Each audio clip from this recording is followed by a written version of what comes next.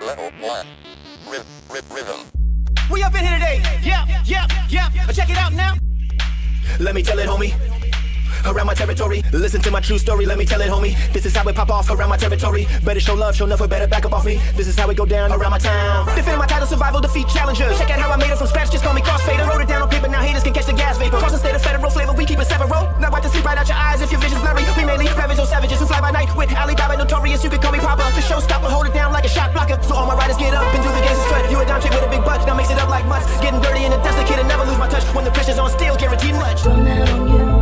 Believe in my heart every night and day. I'm strung out on you. I can hardly wait to see you again. You are correct.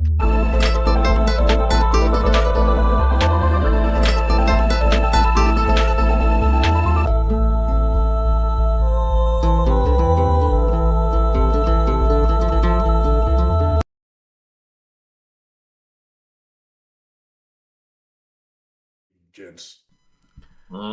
What's up, my players? Welcome and happy Friday. Welcome to another episode of Gaming Trouble. And before we get started, we have to say that this weather has been so damn up and down. Now we actually having nice warm weather, but tomorrow we're expecting freaking rain. What the heck? What's going on? Not just any rain. Wow. Yeah, like a monsoon. 1 inch rain. Yeah. What? You know what? But you know the best thing about rain? We got games to play, baby. You could catch up on your games. That's absolutely. Yeah. And yeah, I was gonna do that anyway. Come on, to be fair, I like to enjoy a little bit of sun though, get my workouts in, and then run for a little bit. Then when I'm done, I'll jet inside. You know, because I don't like it when I don't like it when it rains during my days off. Rain. I don't care if you rain on my days when I'm working, while I'm in the building. Rain whatever you want, but don't rain on my days off. Rain while I'm sleeping. It is so peaceful. If it could just rain every night when I'm sleeping, I'm good. If you ever been camping? You ever been camping? You ever camped outside? I mean, there have been. I actually went on this is a long time ago though. I went camping, with a group, and we went up in the mountains and stuff like that. We climbed. It was almost like a literally a 20-minute hike, getting to a certain peak and we actually camped out, and it was raining so much, like one of the campers, one of the tents actually flooded. It was ridiculous. Hi Heidi, how you doing? It flooded, and all the rain started pouring down. It was ridiculous, and it actually started to flood their tent. Like everything was soaked. Their bags were soaked. Their sleeping bags were soaked. Everything was soaked. It sucked. But the good thing is, there was actually a cabin not too far from where we are, and there's people inside. They were so nice and stuff like that. They came inside. They actually gave us some food and all that stuff. Helped us get dry and all that stuff. It was awesome. And there was a there was a girl that was actually very hot and everything, but that's another story. I couldn't, but it was with the church. I was with the church group, so I'm sorry. I was actually. Yeah, you got to behave yourself. Now you're really going to get in trouble for that. Well behaved, indeed. It was a long time ago. They'll pull you by the ear. Before I had the special one. So this was actually well before that, but yeah, It was cool. It was actually a very good trip. It was like a 4-day hike. 4 days, and we went out there, and also we had a partner thing with riding a bike and stuff like that. But that's beside the point. This beside the one. But nevertheless, rain sucks. Especially on your days off, obviously. But then again, who knows? But what about you guys? What do you guys been playing? I'm just right now. I've been just playing Parmata, but I want to go to my next games though, but I still have to beat it on Lunatic mode. I just haven't had the time to finish it though. But right now I'm just like trying to max out everything as much as I can, because the thing with in Lunatic mode is that you have to make sure you're on your toes at all times, because if you get hit, you get hit like you've been hit by a truck. Wow. So. I just have to beat that. And I'm 1,000% the game though. But there's been some controversy this week about Pragmata, so we're definitely going to get into it. Oh yeah, absolutely, for sure, absolutely, indeed. Because there's some people that have to be called out on it. Mm-hmm. Especially these are the people that are calling players losers and all that. So we're going to get into that. So we'll definitely get into this after we. So Tony, what about yourself, man?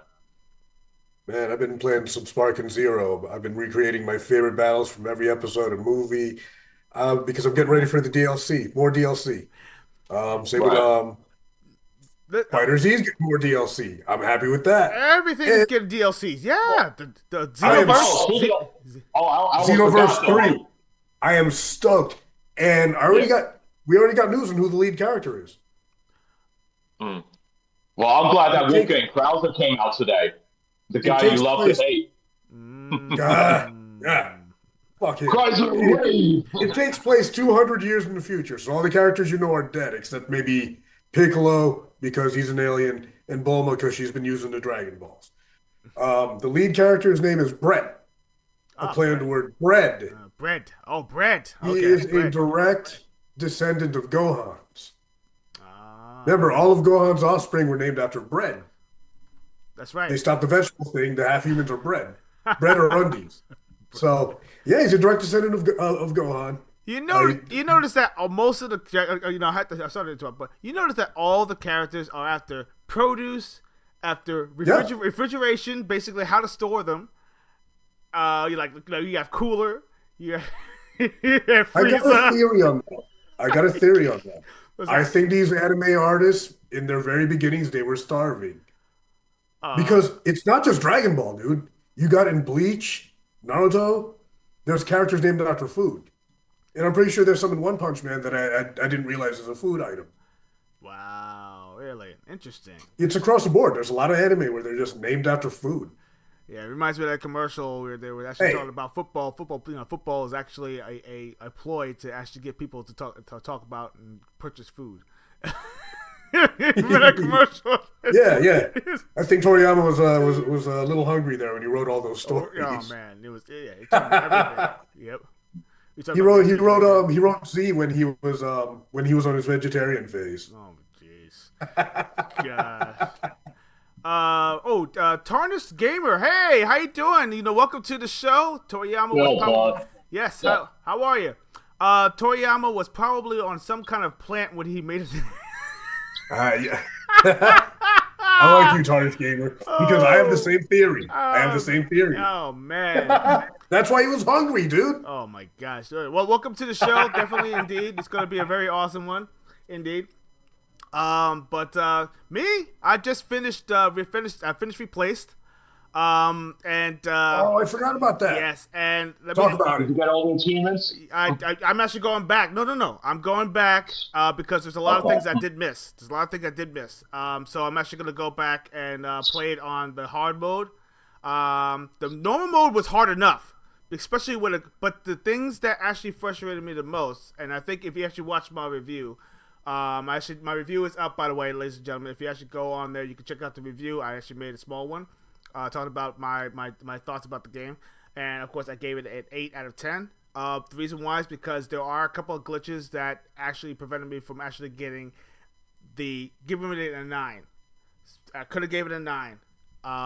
The problem was there was a couple of glitches. In other words, like responsiveness of the moves. Certain moves didn't come out when I wanted it to. And also there's a couple of glitching that actually happens where your character kind of slides across the ground and stuff like that. And of course, sometimes there was a weird clipping that actually happens where like music cuts off or whatever, and Oh, really? actually, goes. It's weird. So, but I mean, those are small bugs. It didn't ruin the experience at all. I mean, let's just put it. I'm not saying it ruined it completely, but it does give it a little bit, like the pacing does kind of get hampered a little bit when those things happen, especially during combat. During combat, especially when you're trying to do certain things, and the characters, Yeah. the When you whiff past them. yeah. Oh, yeah. Exactly. Yeah. That's one. Yeah. That's one. Two was actually when you're doing combat moves and you're having characters on both sides, it gets cheap because they're shooting at you not once but twice, and you only block one. You can only repel one, and then you have to. And it's a long story, but and you're dodging. Sometimes when you dodge, you still get hit at the end of your dodge. Fight like in real life, dude. Yeah. Fight like in real life. So you Give me roll- some video game nonsense, you roll, man. you Don't do your fight dodge. too real. Oh man, you know what? But you know what? But shout out to the guys at Sad Cat Studios. You guys actually have a masterpiece. This is definitely gonna be roughly in one of the Game of the Year categories, maybe even like one of the indie games, indie game of the year categories. Definitely because the story was very. That good, huh? It actually is so relevant. The story is so relevant when it talks about just an AI.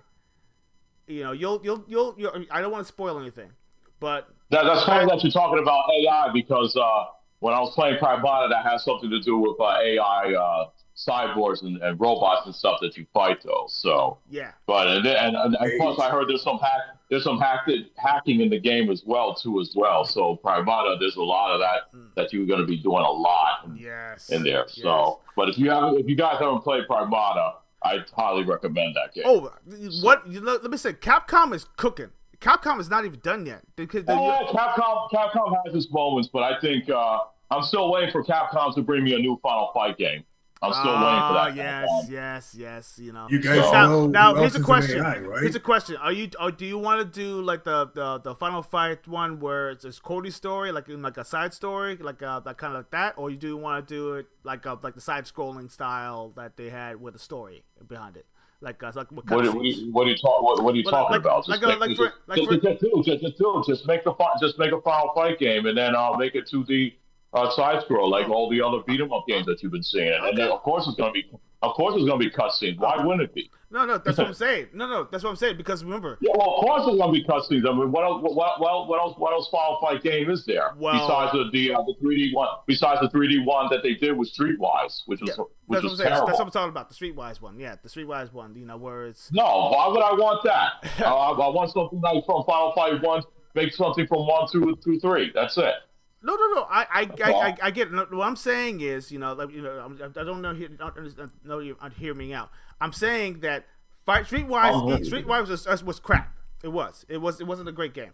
But if they made improvements that actually showed like the backstory of Cody and everything and what he was going through, and actually did show the emotional side and all that stuff, and actually made a solid story with good gameplay.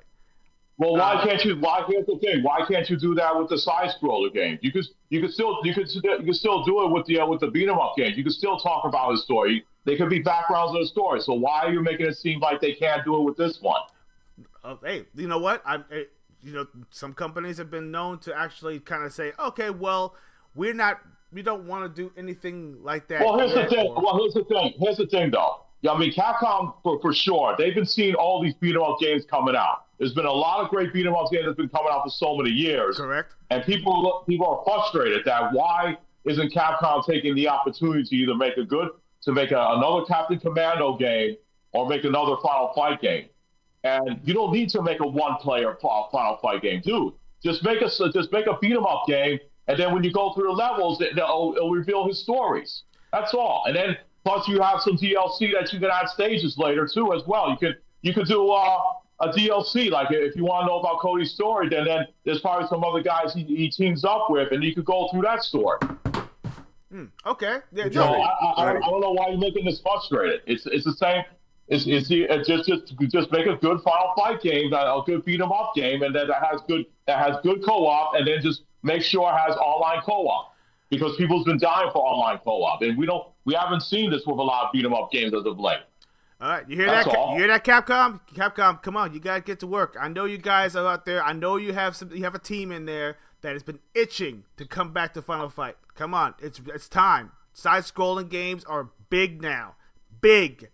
They already did a Rushing Beat. Rushing Beat, you know how old Rushing Beat actually is? We're talking about early 90s. Early 90s Super Nintendo, bro. Yeah. Holy crap. City Connections just came out with a good Russian Beat X game, and that game was really good. I love the combos. The air combos in that game was awesome. It was really awesome. I like that. Come on, Russian Beat X. That's a franchise we haven't heard from since the 90s. Yeah. So come on, get on it. Get on it. Come on.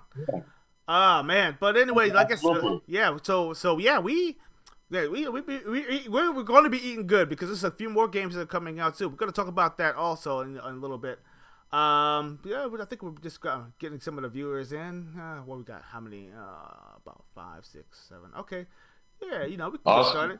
All right. So let's get started with our show. I am Torrance Hudson, a.k.a. the old school player, a.k.a. the Iron Heart of Xbox, also known as HUD Zero, and welcome to an episode of Gaming Trouble. I'm going to introduce my awesome co-host. We're going to talk about the Neon Shogun, the one who actually has the best shaved beard in the business. He's also about those ARPGs and JRPGs. He's all about the stealth games too, and he's also a mixed martial artist himself. He's done some indie wrestling in his past, and he is my Samoan brother from another mother. He is the one and only Tony San Miguel. Please, Torrance, thank you. What's up, players? You already know what I've been playing, so we're going to be talking about some good stuff. There's a couple things I'm excited besides the Dragon Ball DLC. We got Assassin's Creed coming back, Black Flag, the best version in my opinion, my personal favorite. And fingers crossed, I'm feeling optimistic about this. I hope Remedy actually is in talks of remaking Max Payne 1 and 2. Johnny the prankster over here pranked me with a thing, but there looked like what seemed like a legit link. So I'm hopeful. I want to see some slow motion bullet time in snowy New York. You know what? I'm gonna take that with a grain of salt. I'm actually still trying to snoop around and see if there's. It's probably years off, dude. But I mean, there's something in the works. You would not post that on your official site. Remedy, unless something was in the works. Remedy has been known to kind of keep things out in the open in a sense because they always do things in they haven't delivered. Yeah, exactly. So really, yeah, they have. But you know what? Well, though? Okay, I still want to keep hope. It's all right. Hope is good. Hope is good. Max Payne 3 was dope. You remake 1 and 2, and with that gameplay, with today's updated graphics and speed, dude. Would be great. Oh, absolutely. I agree. Bring back Dead to Rights while you're at it. I love that one too. Oh my God, Dead to Rights. They need. I love Dead to Rights. With that dog, bro. That the dog is badass. Come on, it's a Malamute. Yeah. Badass Malamute. Shadow. The dog baby. Shadow. Yeah. Yes. Absolutely. That was. Looks like a gray wolf. That title. You know. If you ever watched that whole entire cinema scene, that thing, what Shadow does? That's my dog. Bro, Shadow shoots out the bombs, and he's beating the crap out of the terrorists. Yes. The whole opening. The action scenes was like a really crazy Nicolas Cage movie. Yes. I love that game so much. Shadow's my dog. The last game was fun, man. I actually enjoyed that game so much. Redemption. Oh my God. Oh yes. Even the remake on 360 was good. Mm-hmm. Man, it got dark though. Holy shit, did it get dark? Oh yeah, I agree. Wow. Yeah, it was Redemption. That's right. Redemption. That was a great game. Yeah, Jack Slate was hitting the juice. You need to make that backwards compatible. They need Xbox. Come on now. Yeah. Yes. You're on a good stride right now. The backwards compatibility. You need to open it up again. There's a lot of games in there you missed. Dude.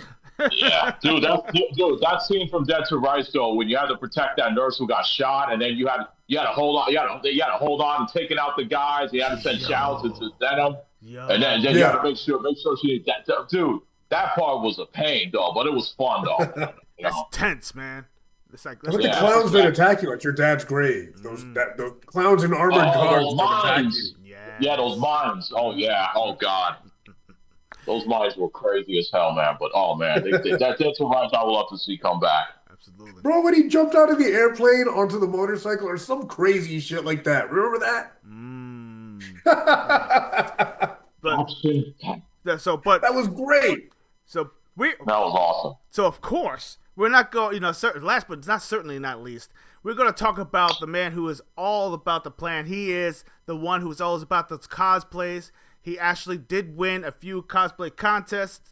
And, of course, he's also about the collectibles. He has an amazing collection. And, of course, as you can tell in the back and everything, with an awesome show, freaking Fist of the North Star with Kenshiro. Absolutely. Yeah. Yes, indeed. And then, of course, he's also about, the achievements. He actually is an achievement hunter, and his achievements are, unmatched. And, of course, he's also about that knowledge. He's knowledgeable about a lot of great games. He is one and only Johnny Elisea. What's going on, players? I hope you all had a great week, though. So, yeah, for me, like I said earlier, I already finished up Pragmata. Just need to beat on lunatic mode, and then I'm done. And I can go into something else. I can go play as Wolfgang Krauser that just came out today. Oh, that animation. They have this cool that animation trailer from Laura. So, oh my God, that was so beautiful, and I can't wait till they release the other character. We already know Kenshiro, this guy over here, Kenshiro, is going to be coming to Fatal Fury soon. So, but even though it's cool though, but let's face it, Kenshiro will obliterate everybody in Fatal Fury. The entire Game cast. over. Dude, it wouldn't even be fair. Like if people tell me that, Goku should be in Street Fighter 6, so I was like, why? Goku. Goku.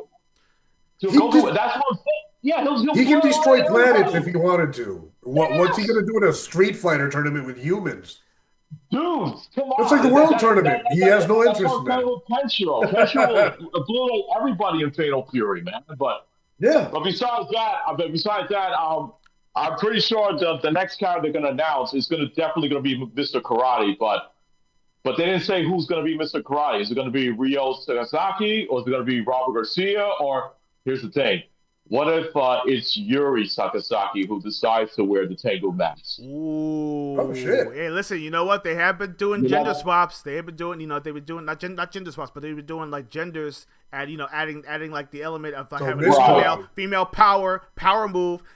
Putting her in the Mr. Karate outfit. Taking the place of her father. Hey, why not? Why not? You never know. But I mean, Rio already was Mr. Karate already though, but not Robert Garcia. But if you did see that little small glimpse though, you see the Tango mask, but then you see somebody flipping a coin, and you know who does that? Robert Garcia is always flipping that coin. He catches it as his win post. So what if he's Mr. Karate? That's hey, listen, that's You don't know when he fires that crazy ass kick. I love speculation town. Yeah. I love it. Garcia's kick is nuts. Yeah, his kick. Yep. Mm-hmm. Absolutely. So that but I love what they did though. They did the anniversary because it was actually this year. I mean, last year in 2020 on this day, Fatal Fury Cedar Wolves came out on this day last year. So they did like an anniversary thing. They put like patches, they put like new story modes, and they actually put a stage, a subway stage. From Real Battle Fatal Fury, if you knock them like into the corner, like if you knock them into the corner to the train, and then it's ring out, and the train takes off with them. You remember that? Oh yes. Real Battle Fatal Fury, the ring out. They put that in that one stage, but I thought it was really cool. And that new subway stage they put, that's so awesome. So I'm loving it right now. But other than that, they released the I don't know if you guys seen the gameplay for Ignorant for Street Fighter 6 though. But let me tell you something. When I saw that trailer for her, I think she's a little bit overpowered. I don't know if you guys seen that. I think it's on purpose. To be honest with you, I think it's on purpose. You know why? Because if you think if you remember, and I think it was another game that actually dealt with more of an alien character. I believe it was in Street Fighter EX. Street Fighter EX. They actually had characters that actually seemed, very overpowered. I forgot what that character's name was. It was Street Fighter EX 2, I think it was. That never got released. Or got released PlayStation 2. Street Fighter EX 2 Plus came out on the PlayStation 1. Plus, right? Yeah, it was actually Plus. I did have that game. Yeah, so I'm trying to remember what the character's name was. I'm trying to look it up, but it looks similar. Similar. She played like Palom. It plays a little bit like Palom. Okay. Yeah. So it plays I remember. Yeah. Go ahead. It plays a little bit like her, but of course with all the overpowered moves like the beams from above and the light moves. The teleports and all that shit that she's got. I'm like, I don't know. I mean, but I don't know. I mean, I have to see. I have to try her out and see what she is. But from all the stuff that I've seen though, it makes she was wild. It was like all over the damn place, and all those laser setups that she has. So, I don't know. I have to see. It's it's something I really wanted to wait for. I can't wait for because this next season is going to be very, very interesting. For the Street Fighter 6. But I do want to say they already made a teaser. They already okay. I'm sorry, I started to interrupt, but they actually had said that they're already. It's not leaked. I can't say it's leaked footage. I mean, until I see the official. Yeah. But there are some certain characters that they threw in there, and I said, "Oh, really?" So I'm gonna wait until they do the official word. But I did see somebody put up a picture with I think it was Vega, it was Hagar, yep. It was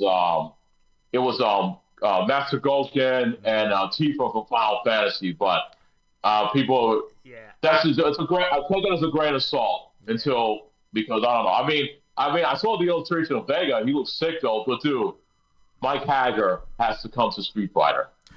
You're right. You're right because he was in he was in Tokunoka versus Capcom, wasn't he not? No, he was in Marvel vs. Capcom 3. Oh, And Marvel he was vs. in, 3. I'm sorry. Marvel vs. Capcom 3. Yeah. That's right. And also Marvel vs. Capcom 3 and Marvel vs. Capcom Infinite. He was in. Infinite, right? He was never in a Street Fighter game though. So It's weird, right? If you think about it, that's weird.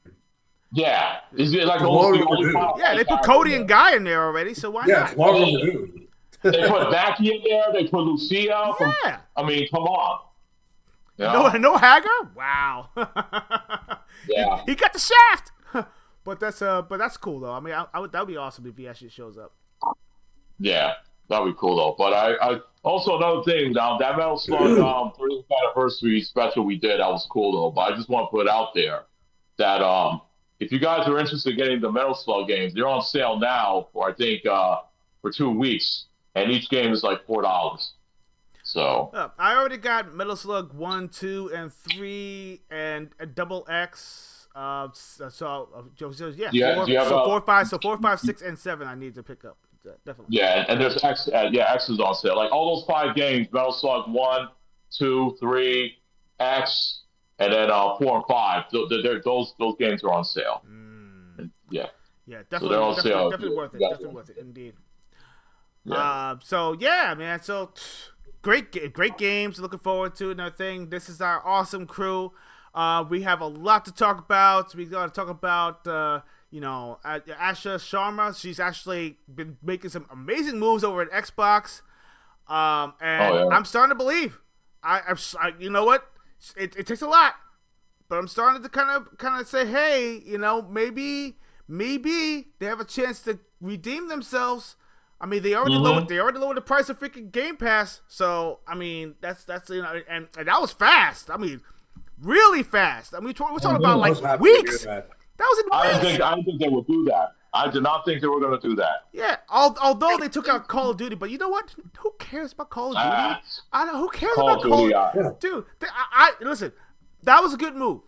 Call of Duty, people buy Call of Duty every single year anyway. Yeah, exactly. Anyway. All the Call of Duty shields are going to buy it anyway, regardless. Exactly, So. and they buy it every single freaking year. There's no point in putting it into freaking Game Pass. Let them make the money with the Call of Duty, take it out of there, and actually, lower the price, which was what they did, which is good. I mean, yeah, I would love them to bring it down to like a $16, $17, $18. Well, I think if they would have went like probably $19.99, I think that would have been a fair price. That would have been a nice sweet, exactly. But $10 more. $14.99 and $19.99, I think that would have been a little bit. Not. I think what was it, $21.99 or $22.99? Yeah, exactly. So yeah, I think it would have been better if it was like $20. Yeah, exactly. But I'm glad they did that. Save a couple of bucks and everything. Make it more affordable. And more stuff and everything. And of course, finally bringing back the Xbox branding. But we're gonna talk about all of that in a little bit. And of course some other subjects and everything. But first, we're gonna get into that gaming spit. We have a lot to talk about, indeed.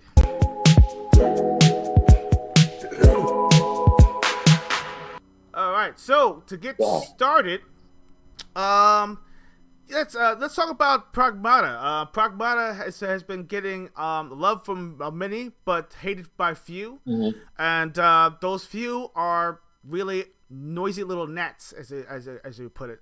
They like to put out their weird. We don't get political over here, but they like to put their political views on their ideals, and also actually make fun of us players playing games in general. So Johnny, if you wanted to say a few words about this douchebag. This douchebag right here is Hassan Piker, and I'm gonna read you one of the quotes that he did say on his podcast when he was looking at this game. And I'm going to read you a quote from him that he said that I actually got a screenshot, because I mean we're not going to play like the whole video here. And I also do have the quotes that what's her name here? I got her name here. Mary Morgan, because she's actually part of the Timcast. So this is what Hassan Piker said to Hassan on Pragmata for Family Values. I quote, from him what he says. If you are a fucking lonely gamer who has never been around with a woman and will never have sex with a woman, why do you care? Like, why do you care about having children or like writing for having children? You see, when he says this, it just shows me how completely out of touch this fucking piece of shit is. Now, so what it is that a lot of people, when they play this game, they love the relationship between Hugh and Diana, because it looks like it was actually like a father-daughter moment, or you can call it like an uncle and niece type. You know, there's parts in the game where she's like swinging. There's parts of the game where she's sliding and drawing pictures from Hughes because she enjoys his company, and they're bonding together because they're trying to get out. They're in the space station. They're trying to get out of there alive, and it just shows like men out there can be really good fathers and can be good father figures. And then when players play that, oh, this is nice, this is beautiful, I wish I would have a kid like that. And for a guy like Hassan Piker to go out there and make fun of these players, that's like saying, take for example, like when I was a kid, I played Karate Champ. I love that game, and that game made me want to do martial arts. And then, are you telling me that just because I play Karate Champ, that I can't be a martial arts, I can't go out and do karate? Is that what you're telling me? You want me to be as miserable as you are? You're stuck in your fucking $1 million mansion, whatever it is, and you're miserable. And the girl that you're seeing with just said that she never wants to have kids because you're never going to have a family and you're not going to experience that life. And you think that all these people should be as miserable as you are? Go fuck yourself. Oh my God. You piece of shit. This guy. I don't get it. People are watching this guy. This guy he looks miserable. He's always putting his knowledge to people, telling that you shouldn't be doing this. Oh well, why are you doing this and do it? Listen, people play these games. Look at there's other games that you have out there that has the whole father figure and father figure with the door. Let's take the Yakuza series for example. Tony knows about the Yakuza games. Okay. Look at the relationship between Kiryu Kazuma and Haruka. And look at if you play Yakuza Kiwami 3. Okay, Kiryu went from taking care of Haruka, and then he opened up an orphanage over in Okinawa, and he's taking care of a bunch of kids. Okay, he's cooking for them. He's sewing their clothes. He's helping them with their homeworks. And they go deep into this, because if you play Yakuza 3, you don't go deep into their stories. But in Kiwami 3, you actually go into these stories and you go deep into them. Why Kiryu has the connection with all these kids that he has, and then you got people out there like Barry Morgan say, "Oh, that's pretty creepy. A man shouldn't be acting all neutral like this." I'm like, what? You know what? What? What is wrong with people today? Like, what is wrong with people? Why can't people just play a game that has a strong father figure or a strong uncle figure? And that can inspire people to be good people like that in front of children. Then you have the audacity to say people, oh, if you think that's cute, you find that nice and fun, that makes you creepy. You know what it is? Here's the thing: when a person thinks that way, well, I say to myself, why are you thinking that way? Why are you thinking that way? Because I'm pretty sure a normal person wouldn't think that way at all. So why are you saying that? See, that's true. It makes me think. Makes me really think. So, yeah, I had to call these two pieces of shit. So, Game rated T for teen. Yeah, I'm here for my license. Get behind that yellow line. Yeah, I know. License, please. You better get out of my face. And I gotta get your punk license back. I know. What I got on you. I think it's great. And those are examples right there about the father figure and the uncle figure. Listen, even if this game even inspires players to go out there and to have a family, I think that's great. I think a nuclear family is very important. I think that's fine. I don't see no issue with that at all. And if you have an issue with it, then there's something wrong with you. So why do you care about other people? So if you don't, I'm sorry. Yeah, but I have no, to. okay, go ahead. Yeah, because Go ahead. being a father. I know you. Being a father, you know. I know you want to say something, so go ahead. I do. Number one, being a dad, being a father, and especially when I play games that actually has that emotional connection, especially with even if it's an AI, okay, we know, but the fact of the matter is another thing that it's still a youngling learning, still trying to understand, trying to, and basically being the character that you are. Basically feeding her knowledge about being human, about just these things are like important life lessons that even though it's a video game, it actually does. Even movies, movies have that type of thing. They have that type of connection, especially when it comes to the writers. When the writers actually write a script, they actually want you to kind of have that moment, because there are some kind of connection that they actually might have said, or they're trying to project onto the screen that actually it emotionally brings you in. Same thing, video games has that art form that's close or even sometimes surpasses what movies actually do, because you have control of the character. You actually control their destiny in a sense. Yes.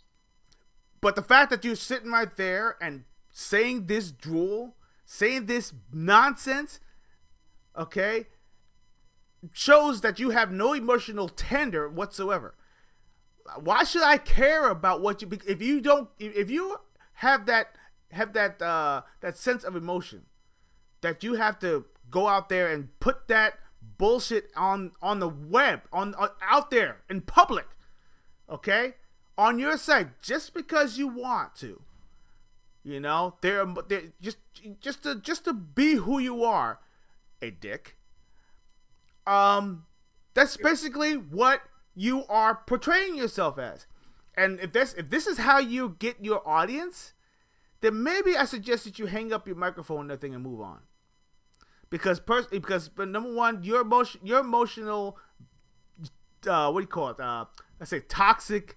I can't even call it toxic anymore. Toxic is actually is not even low enough for you. It's really that bad, and you have the nerve to actually call us out. Maybe you need to seek some help. Maybe because you just have no emotional pull, or maybe you just sit right there and you acting like, oh, nothing bothers me, or maybe you don't have a father figure. Who knows? Maybe that's pretty much what it is. It could be that. Because that's what I'm sensing. I'm sensing that you have no figure, no one to really put that emotional attachment to. And the fact that you sit right there talking about, why should you care about? Okay, so why should you care about what we think about certain thing? If that's the case, why don't you just shut the hell up and move on? Let us play the games like we want to play them, and you do what you want to do.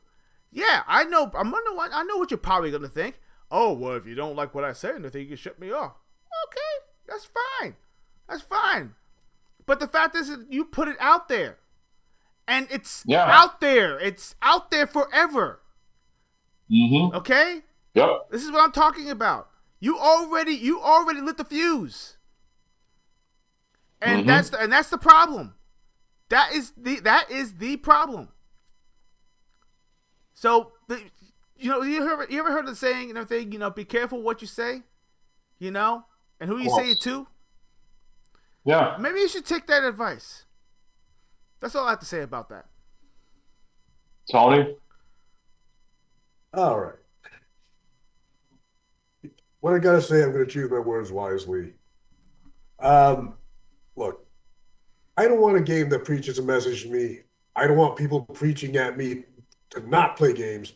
I just want to enjoy a good game with a great story. Stop gatekeeping. Stop trying to police other people's behavior. Mind your fucking business and stop being a dick.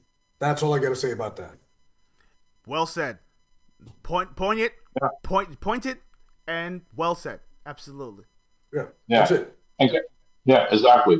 And then also, I have another suggestion though. If you want to play something that has like a father figure that takes care of kids, or if you guys are enjoying Primarily, you like that, I highly suggest you play the Yakuza Kiwami 3 Dark Ties, because, like I said before, in the Yakuza 3 that came out earlier, and then there was the remaster that came out.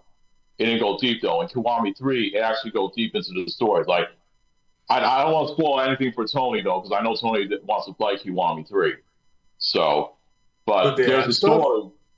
They added more to the story. Well, I just said that they added more. They added more to the stories of the kids that you take care of. Remember they thought they added more gotcha. stuff. Yeah. Remember they added the bike. Remember they added the biker gang story. You know, and they added some other stuff too. And then if you play as Mine as well, you know, the guy you fought at the end, you go through his story as well. So as well. The so secret they added muscle man. That guy. Huh? The secret muscle man. Well, he was the guy that No, it was the guy you fought at the end of Yakuza 3. Meaning, you don't remember Yakuza 3? I think I'm mixing 4 and 3 in my head. No, I'm talking about 3. Yeah. I think they're mixed in my head somehow. Yeah. I mean, it's the devil for Dark Ties, but when you play it, I mean, you'll see it though. But there's actually one story I will say though, which was really really great. There was this one child that Kiryu was kind of concerned about. This kid was sad, he was hurt, he was alone, and Kiryu wanted to find out what was going on. He found out that his friend did not want to talk to him anymore, and then he had to search and say, hey, why is the kid, one of the kids I'm taking care of, he has a special friend, but now he doesn't want to hang out with him. You'll soon learn to find out that his that kid's friend's father was saying that, oh, I don't want you to be friends with any of the orphanage kids, you know, and he was being a dick and he was abusive, and he was being abusive, and then come to think of it though, when the kid comes up to his friend and tell me, why are you not being friends with me anymore, and then he actually told him that, you know, oh, my father doesn't want me to talk to you anymore because you're from the orphanage, and then the father comes in, he said, hey, what are you doing, and then he was going to smack his son, and he was going to smack the kid that you take care of. But lucky kid, you as the player's kid, you stop it and you beat the fuck out of that abusive guy. And then was it Taichi? Huh? Was the kid Taichi? Was it Taichi? The kid? No, the kid was the kid with the glasses. Oh, not the wrestler kid. Okay. No, not the wrestling kid. He has his own story, but I don't want to spoil that for you. I remember that kid. Yeah, the kid with the glasses is the one that he had that story with. So you beat the fuck out of the abusive father, and then he ends up going to jail, and then all of a sudden his friend and his friend are now back together now, and now they're friends again. So yay! And now they're back together, and now the mother, you know. She's in good time. She doesn't mind, so it was all good. So, and I thought that was a great story. Nice. Because it was such a great story. And then I don't want to spoil any of the other kids that you take care of as well. So, yeah, I'll forget anyway. You know that. Well, I don't know about the audience though. The audience, you know, they're very attentive. But then again, they probably, you know, they're probably most of our audience, if they already played through the Yakuza series, right? Yeah. Well, I mean, this game came out back in February, so I don't know if they already played that one already, or I haven't got to it. Yeah. So we'll see. I'm waiting for Tony to finally get to it so we can talk about it. So. Yeah, I'm gonna start with 0 though. You know how I am and how much I love it. Well, dude, you played 0. Oh, you played 0 already. Yeah, I know, but you know how much I love it. I got to play the new one. Oh, the director's cut. Yes. Okay, gotcha. I'm gonna have fun with that for a while. I'll get there. Cool. Yeah. Awesome. But I think that's pretty much what I have to say about that. I just wanted to put some examples out there. Sounds good. I think isn't God of War? We could throw God of War in there. You know, Kiryu's on. Yeah, his sons. Absolutely. About Atreus? His son. Atreus, disappointed father simulator, God of War? Pretty much. Boy. Yeah. Well, I still loved it though. I love God of War. Yeah. Disappointed father I simulator. Yeah, I figured we'd throw some examples in there, and plus, and also The Last of Us, the first game. Oh yeah, oh gosh, that whole entire first scene, and the first Last of Us, ripped me like no end. That whole entire scene. That was great. Listen, you want to talk about emotional pull? That killed me.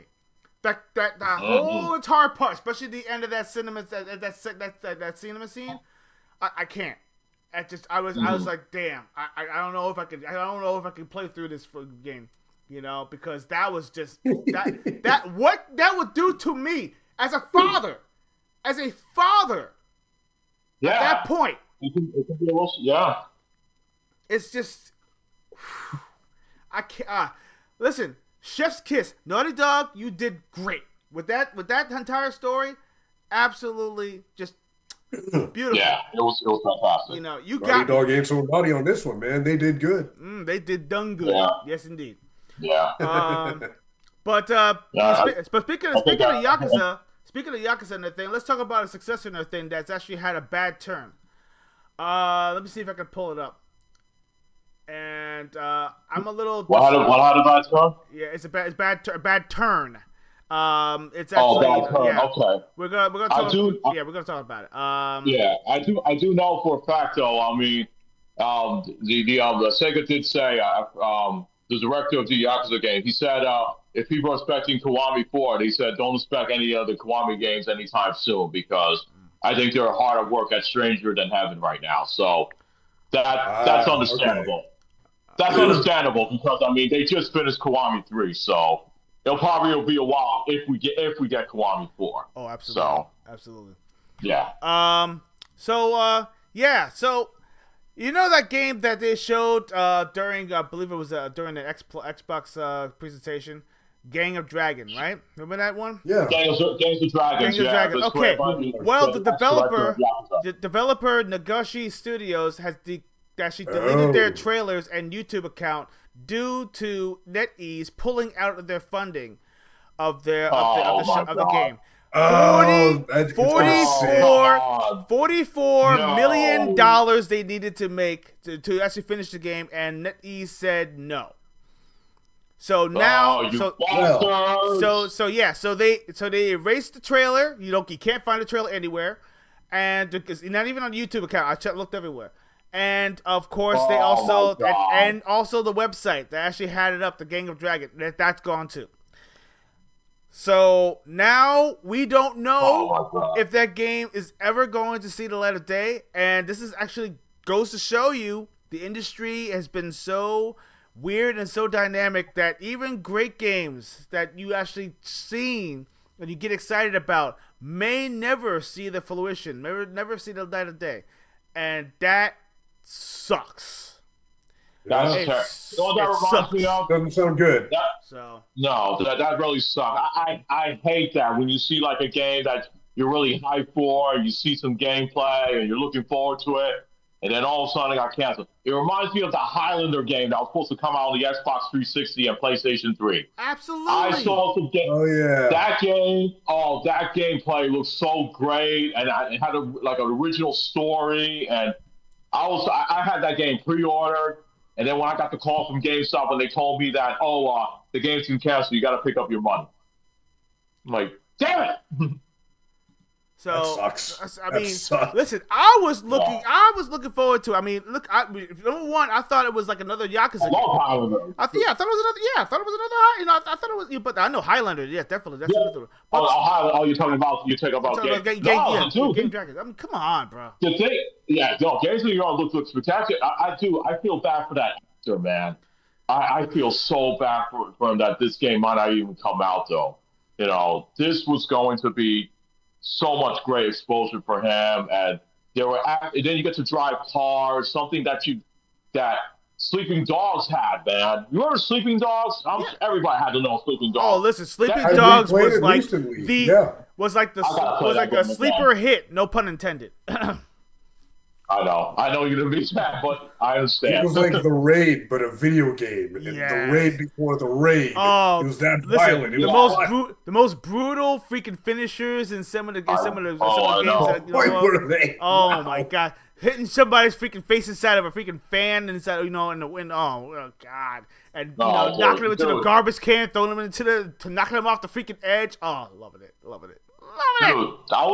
It was Sleeping Dog vibes, but you're in Tokyo, and they were actually using the real names of the real city names. Instead of calling it Kawaruchido, they're gonna call it Kabukicho.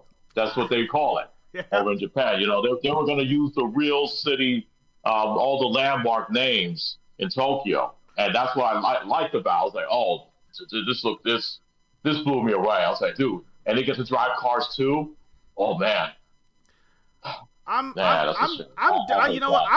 actually frustrated, upset, and how this damn industry actually. I mean, NetEase. NetEase is actually I believe it's it's a company in China. Is it NetEase is China? I think it is. Or is it I've heard of them. I don't know much about them. I've heard of them. It could be China. I think it has to be China. Yeah, it has to be China. And they weren't willing to fork over the cash.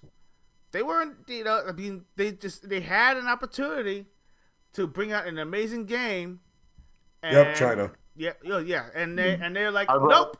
They were like, nope. It was. You know what I wish? you want to know what I wish? I wish Microsoft would step in and help fund the game. Oh yeah, dude! I already reached out to Asha. I said, Asha, you're doing some amazing things in the thing. Why don't you look into it? Look into the Nagashi Studios, and find out what the heck is going on. And I mean, 44.5. It's only million. Come on, 44.5 million. It's not billion. It's not even billions. It's million. Come on, Microsoft can sneeze that money. Okay, that's I don't yell at Microsoft like Rick James, dude. They should have never gave you money. You don't know how to enjoy it. Exactly. Holy crap, man. Oh my god. But I'm you know what? It's frustrating. I mean, just to see that. And this industry is just so. It's surprising. It surprises me every single time. And that right there was not a good surprise. No. So that's That's just. So that was breaking news. Yeah. That's yes. And then next in line, let's talk about that Assassin's Creed Black Flag. They actually showed off the resynced. Yeah, resynced, and I'm just gonna put up the footage. Your boy's really happy. My gosh. And show them that collector's edition though. Oh, I will. For $200. Oh, I'm gonna show you. You can get that. You can get that nice statue. You can get the steel book, and you can get all those goodies with it. All right, so you can see the side by side and everything, discussing film and everything. Shout out to them. They actually showed a little clip of the original and also the resynced. As you can tell, there's a big difference. Big difference. Oh wow! Yes, there is. Yes. Oh yeah. Yeah. I've seen it. The Caribbean looks even more beautiful now. Oh wow. Yeah. And now think about it. The voice and everything about that is one for one. The voice and everything is one for one. That means even emotions and also the cinema and also the camera and everything. Everything has not changed. Although there have been touch-ups in everything. From the lighting, the boats, the facial animations, everything. It's been completely touched up. I thought it looked good back then. Wow. Just don't touch the story. Just don't touch the story, man. Just keep the story the same, and then we'll. I haven't heard any movements or changes to the story at all. I think everything is the way it's supposed to be. So just don't do it like the perfect Assassin's Creed. Yeah, just don't touch any of the stories. Don't do the same stupid mistake that Capcom did with the Dead Rising remastered deluxe. They were good. I tell you what though, I mean, I have a feeling that this game is going to do extremely well for those who are Black Flag fans. I mean, because everyone loved Assassin's Creed Black Flag, especially the boat battles. I want to see what that's going to be like. the boat battles, the navigation, the building. You have your ship and all that stuff. The combat, everything about it, I loved it. But this is enhanced, resynced, Yeah. you call it, as you will. So I'm looking forward to it. And of course, I'm going to show you the nice little package they have. I'm going to see if I can pop that up. It looks pretty damn good, man. I mean, I wonder what I think the price shows up too. Let me see. If it No, it's $200. The collector's edition. For $200 is not too bad at all. But if you're asking for a release date, they already got a release date for July 9th. Okay, so a little bit after the game actually releases, or is it before? July 9th, dude. Okay. July 9th. That's when it comes out. Okay, gotcha. That's what I just said. That's the release date. All right, gotcha. All right, so I'm gonna pop this up right now. Get that going. Get the image up. There we go. All right. I need a new chair. Ah. Well, I keep sliding out of it, man. Mm. All right. It's gonna go anyway. Here we go. I'm gonna pop. You're sliding, you don't even realize it. Indeed. But okay. All right. It's not popping up. All right. Let me see if we can get this. Get the image up. You already got it? No. I'm trying to get it onto a certain page because it won't show. It won't only show a black screen if I actually put it on another one. So I want to change it. See if we can put it to another one. Hold on. But dude, I want it. I want the game. I mean, I already have it. I mean, I have the original. So the original game. But this makes me want to play it again. All right, let me see. I'm gonna be pirating again. Nice. Indeed. Let me see if I can pop this up. Hold on a second. All right, but other than that, though, what do you think? I mean, is it something that you want to purchase? I mean, are you down with that? Yes. I mean, it looks good, though. Yeah, no, I'm the stealth guy, dude. Yes. I know you are, Tony. I mean, come on, I mean, I don't even have to ask you. Yeah, day one purchase for him, absolutely, though. But I'm going to check this out, though. But I want to make sure that I want to see somebody that played through it, and if none of the stories change or anything, then yeah, I'll definitely get it. Because I'm a little bit cautious when it comes to these these remasters and helping to update graphics, and nowadays they want to change something. If everything's the same, everything's original. If you just want to add a little bit to it to the story, and there's nothing changeable, then that's fine by me. Just don't take anything out, just to please the crybabies out there, if you know what I mean. Well, I mean that's the Guardians of the Grievance Galaxy. Yeah, that's the ones. Yeah, you know what I'm talking about. Yeah, exactly. You know what I'm talking about. Yeah. Oh my goodness. We wouldn't even buy anything. So yeah, we'll move on. I'm just going to try to get the image up. Other news. As you know, there was a prank, a little prank that actually happened. That because I mean, you don't do that to me, especially when it comes to Remedy games. If you heard that there's supposedly supposed to be a Max Payne movie and never doesn't exist, but there was a link that supposedly happened around that thing, and it actually showed something that it's gone. Yeah, exactly. Yeah, they took it down. They took it down. They took that down like an hour already. Mm-hmm. And yeah, there was somebody that I know that. There was one person that I know personally. He thought that was actually real and said, "Oh, this actually looks pretty good." So I know he's pretty pissed off that it's not real. Because listen, I wouldn't mind a Max Payne movie I wouldn't mind giving them a second chance to make this one good. Because I mean, with all due respect, I love Mark Wahlberg. I think he's a tremendous actor, and I love his personality. But I'm sorry, but that Max Payne movie he starred in was god awful. So it deserves another live action. But they tried. Doing it right this time. They tried though. I mean, it was a I can't say a good effort. It was a effort, and the fact that they actually put an IP out there of a character, beloved character, was you know was a I don't know, maybe it was a poor choice in the thing when it came to how they executed it. Yeah. Thanks for the blue balls. Yeah. Thanks a lot.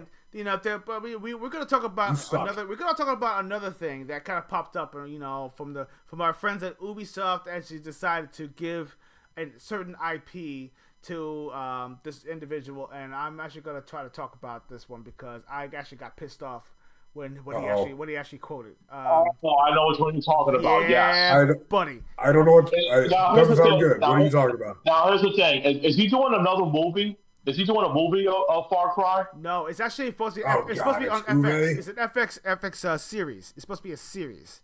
Oh, an FX series. It's a series. Okay. And that's okay. And I'll put up the quote in a second because and you do be the judge of yourself. Yeah, you do what you have to say, and then I'll give my thoughts. Yeah, I'll give his thoughts. I saw that. I saw that, and I said, "What the flying f were they thinking when they actually put this out there?" I said, "Okay, you know what? I'm done." I'm done. That's the same quote from this one individual, which I will get into when you're done with your thoughts on that. Here we go. I'm popping it up right now. Hold on a second. All right, here we go, right here. And it says, and I quote as I put it up. Mm-hmm. It says, "This is Noah Hawley, who's actually going to be the director for a Far Cry series that's going to be appearing on FX." He says, I quote, "The series won't be adapting any of the games that he thinks the audience skips through the story cutscenes in those." He says, and he says, okay, and I'm gonna say verbatim. He says, "When you play a video game, you only really move forward through the gameplay section, and then you have these cutscenes that you can skip. So when you go to adapt those games, you have to be aware that makes the human drama kind of irrelevant to the storyline." Okay, you know what? What? Is this guy an idiot? Okay. Is he an idiot? What? Okay. It's like the dumbest thing I've ever heard. Like, heard. What? What? So I had to pull the Stone Cold Blood out. Okay. I'm sorry. What the flying fuck are you talking about, Noah? Just say it. Okay, number Just one. out, Yeah, please. what are you thinking? Number one, if you played Far Cry, and you probably didn't, then you can't skip the Oh my God! Look at that forehead. Good Lord, it looks like an egg. Okay. Looks like he's got kicked in the head. Yeah. Listen, you can't skip the freaking storyline in Far Cry. It's part of the fucking game. Hello. Christ. He's an idiot. This guy doesn't know what he's talking about. You couldn't skip the you can't skip. You weren't able to do that until after 4 and 5. So if you have played Far Cry games, and you probably haven't, most likely, you're an idiot because that's part of the story. Far Cry is actually the name of the game, but Far Cry is literally a series of stories. You can't pinpoint one because each one is different. It's different individuals. It's a different timeline. It's different protagonist. It's and every single one has some weird emotional attachment that you the character is a part of. And of course, they always have the big bad that either is cunning, intelligent, psychopathic, psychologically, literally kills you psychologically. I mean, if you played Far Cry 4, you've seen certain scenes. Seeing somebody actually getting killed with a pen. I mean, that's freaking amazing. Yes. Okay. Yeah. That has some pretty unique scenes. Yes, absolutely. But everything that's a part of that is a cinema scene.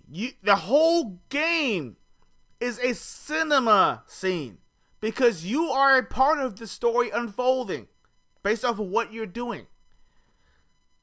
You know, of course you got some tasks to do, you know, you got to, you know, build, you know, do some other, you know, media killing,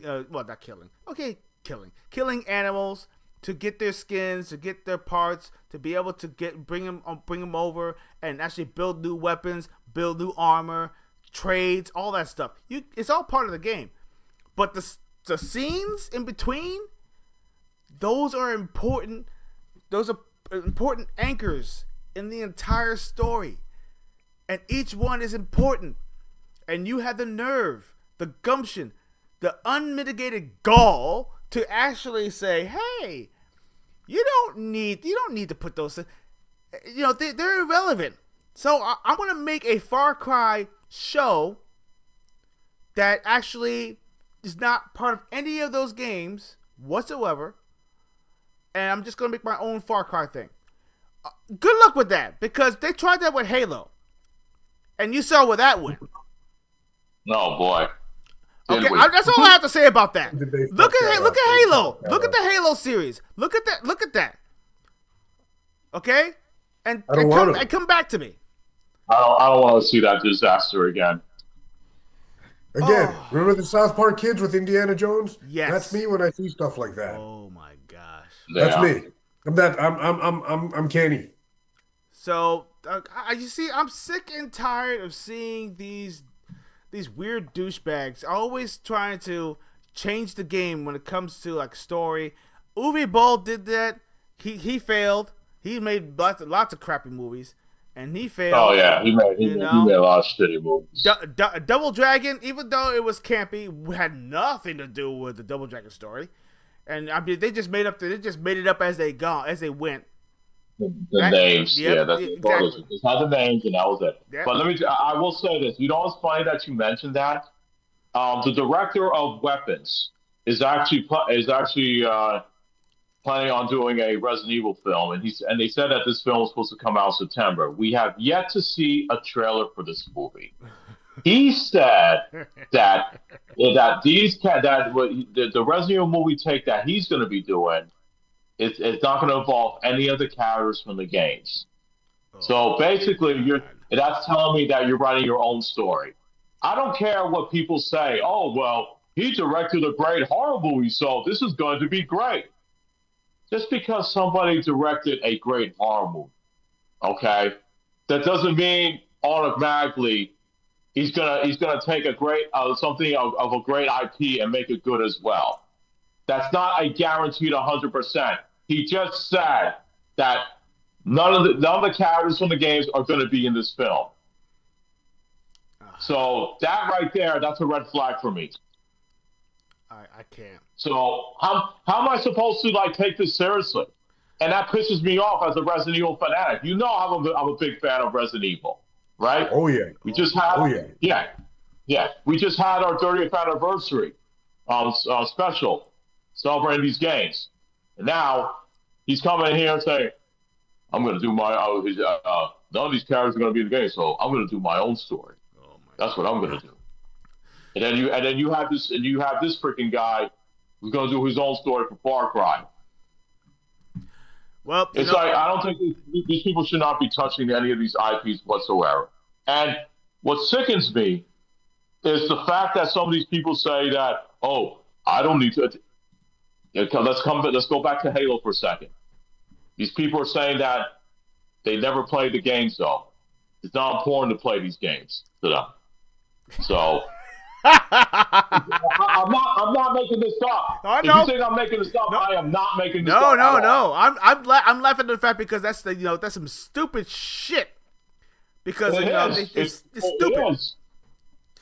It's awful. And I'm saying to myself, okay, so you mean to tell me? So where are you going to get your source material from? Are you just gonna look at these characters and say that, okay, so this is what he looks like. We're going to make into that, and then we're going to turn our story. And also, he's going to take the helmet off, which he never does. He's going to take the helmet off. Okay? And I'll say this, though, about also the Castlevania Netflix series. We're gonna base this off on Castlevania 3. And remember, Castlevania 3 has 4 heroes. Mm-hmm. Okay, you have Trevor, Saiva, Grant, and Alcar.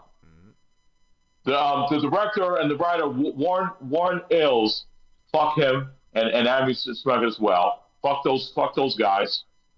They said that, we're not going to use Grant because we think Grant is a stupid character and he doesn't belong in Castlevania and Pirates on the 6. Are you fucking kidding me? There was pirates that exist around the 1400s. Okay? He's important to the story. And that's like me. That's like somebody saying, I'm going to do an adaptation of Teenage Mutant Ninja Turtles. Okay, so what do we have here? We have Leonardo, Donatello, Raphael. Oh, who's this guy? Michelangelo. Oh, he acts like a goof. You know, he's a stupid character, so he's a goof. We don't need him. We're just going to use Leonardo, Donatello, Raphael, and that's it. What the fuck are you doing? Oh my God, man! I swear these. You know what? Oh, see, I can understand that you want to use source material, and this is actually like a rinse and repeat. I understand that. Listen, if you're going to do something like that, do it right. Sonic the Hedgehog did it right.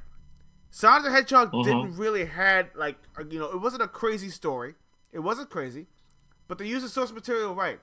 Okay, and also the fact that about his powers, about how he built it up. Basically, he was in a strange world.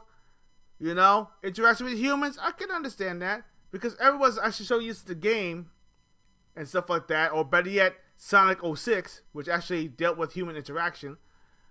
But you also got to think about even the cartoon series, human interaction. So it kind of meshed those worlds a little bit, and it worked because of Sonic, and they slowly introduced the characters, which was actually great, and they kept true to the characters, the presentation, and also the way their demeanor, everything was good. Tails, perfect. Knuckles, his demeanor, perfect. Freaking Sonic, how he is, Shadow. his attitude, perfect. Shadow. Shadow. Oh my God, downright perfect. Oh my goodness gracious. Shout out to Keanu Reeves and everything. You nailed it, bro. I can't wait. I can't wait till 4. Keanu was spectacular. I cannot wait till 4. I can't wait to see what they're gonna do with Amy Rose. I'm excited what they're gonna do with her. Oh my God. I can't wait. And everyone knows and everything. Johnny, it's definitely Sonic CD. They're going Sonic CD. Oh, absolutely. Yep. Because it mentioned time. They mentioned time. I was like, he has to do with the time gems. The talk about time gems. That little teaser that they showed, you already know this has to do with time. Yes. So. Oh man, I can't wait. I can't. Yeah, next year, man. I can't wait until next year. So. Yeah. So that was going to be good, and I guarantee you, people are saying that, remember what they said, because they said they were only planning to do 3 Sonic movies, and that was it. But then when they saw how successful Sonic 3 was, they said, nah, we got to do another one. We can't just leave it like that.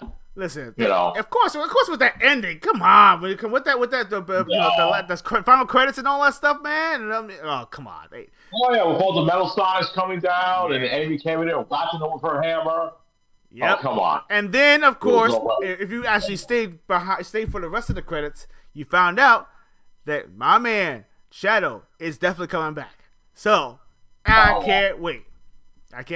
It's gonna be awesome. Oh yeah. Yes. He's definitely coming back for sure. Indeed. Absolutely. Yes. Oh God! I can't believe you. Come on! Really? You did that with Ken Masters when we were bashing on the Street Fighter. Come on, bro. Leave it alone, man. Yo, come on. Oh man. That's how I feel. I'm going to do it with Master Chief, too. Oh, my God. No. Don't do it to the Chief. Don't do it to the Chief. No, see, your guys' reactions right there, that's how I feel watching these movies. Mm-mm. Oh, my God. This is what they're going to do with the TV series. No, stop them. Oh. What are they doing to him? Stop them.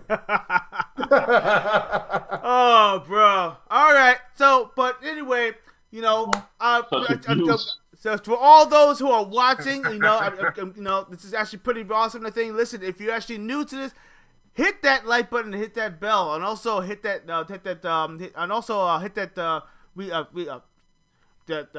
just retweet our stuff and everything. You just show it up, bring it to your friends, bring it to your dogs, bring it to your cats. Let them know about our channel. We are awesome. And before I go, we go into our commercial break. We gotta talk about our sponsor. We gotta talk about Dubby, baby. We can't forget about that. Oh yeah. We can't forget about these No, guys. we cannot forget about them. Dubby is actually Good product. an awesome product, delicious, actually very good for you. It's all that nutrition, easy to make. It has all those B vitamins that are very good for your body. None of the filler, none of that red 5, which is very dangerous for you.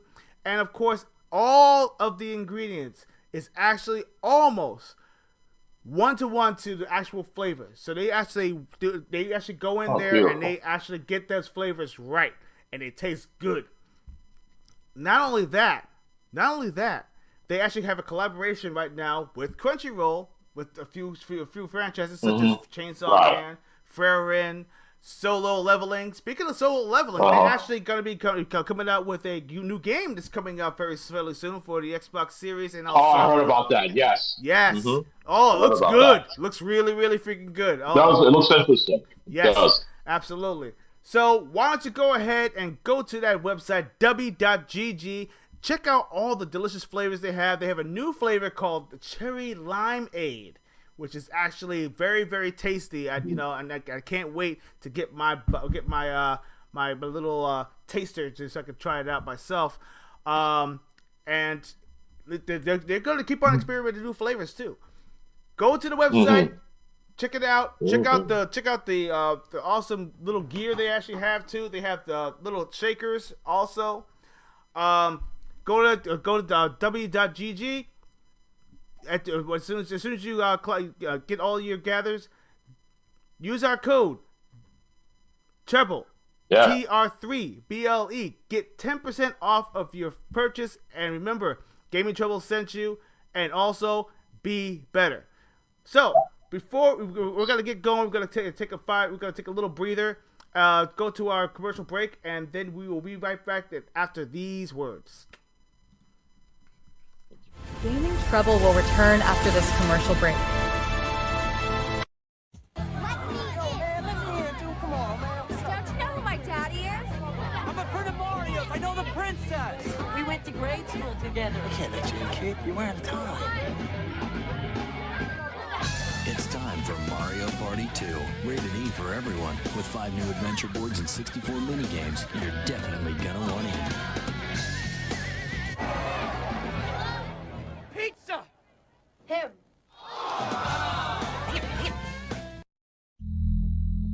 Game rated T for teen. Yeah, I'm here for my license. Get behind that yellow line. Yeah, I know. License, please. You better get out of my face. And I gotta get your punk license Yeah, back. I Look what I know. got on you.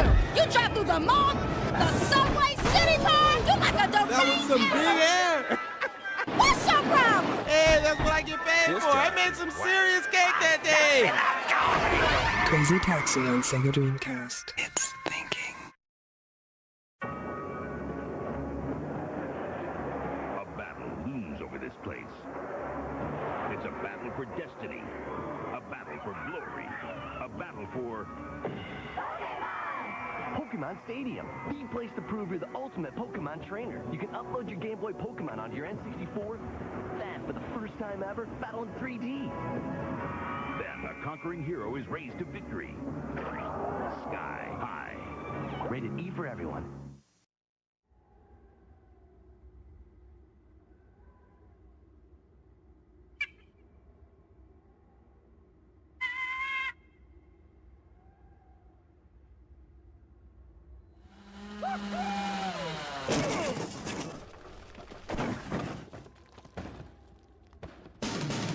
Excite Bike 64. Get serious air. Rated E for everyone. Cool, Rainbow Six. Let me play. Just a second. Experience the ultimate in video game action with Tom Clancy's Rainbow Six. Real-life Special Forces action, amazing 3D graphics, and intense special effects that will blow you away. My turn. Tom Clancy's Rainbow Six for Nintendo 64, Game Boy Color, and PlayStation game console. Hey, can we play?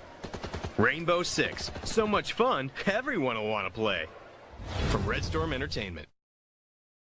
It's 2023. An ancient war is being fought under the sea. The president is about to be cloned, and it's your job to save the world. So, what are you going to wear to work?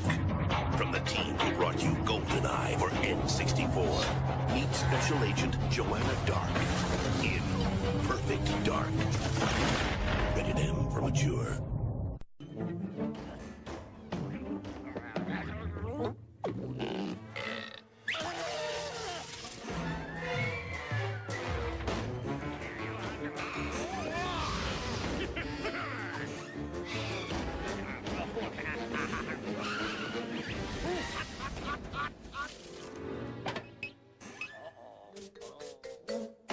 Wario Land 3, rated E for everyone on Game Boy Color.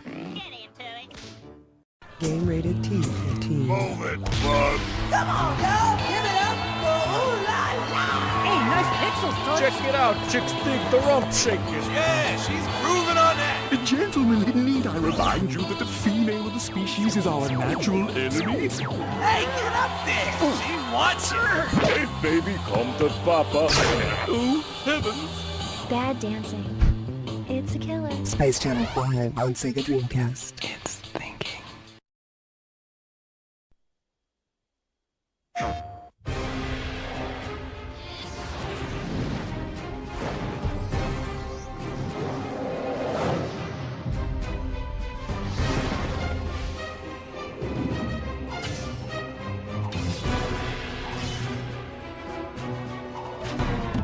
Nigel, he cut my head off. Did you see that? He cut my head off. What a wuss. Now playing on PlayStation, rated T for teens. PlayStation. Muffin is a half tabby, half calico who loves giving kitten kisses. Buddy is part lab, part husky, and he chases balls. Kirby is part fire, part bomb, spike, and lightning, and he loves to combine these in new ways to destroy his enemies. So, we have two wonderful pets to choose from. Kirby 64. Rated E for everyone. Chuck Norris is a hunter, but Chuck Norris does not hunt. Hunting would imply the possibility of failure. There are 10 million people in the world of Warcraft because Chuck Norris allows them to live. I'm Chuck Norris, and I approve this game. World of Warcraft. Try it free at warcraft.com. Greetings, it is I, Red Falcon, the vile alien warlord from Konami Super C for Nintendo. He never made it past my intergalactic goon squad and diabolic arsenal of destruction. This one never had a chance against my vicious genetic space freaks. And they were no match for my invincible 8th level invasion. See how far you can get in Super C. You never know where you might end up.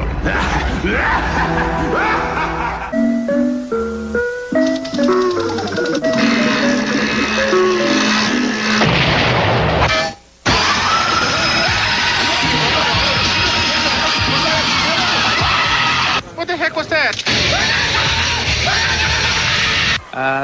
Forgot what I was gonna say. Welcome to the next level. We now return to the show. Turn up the trouble.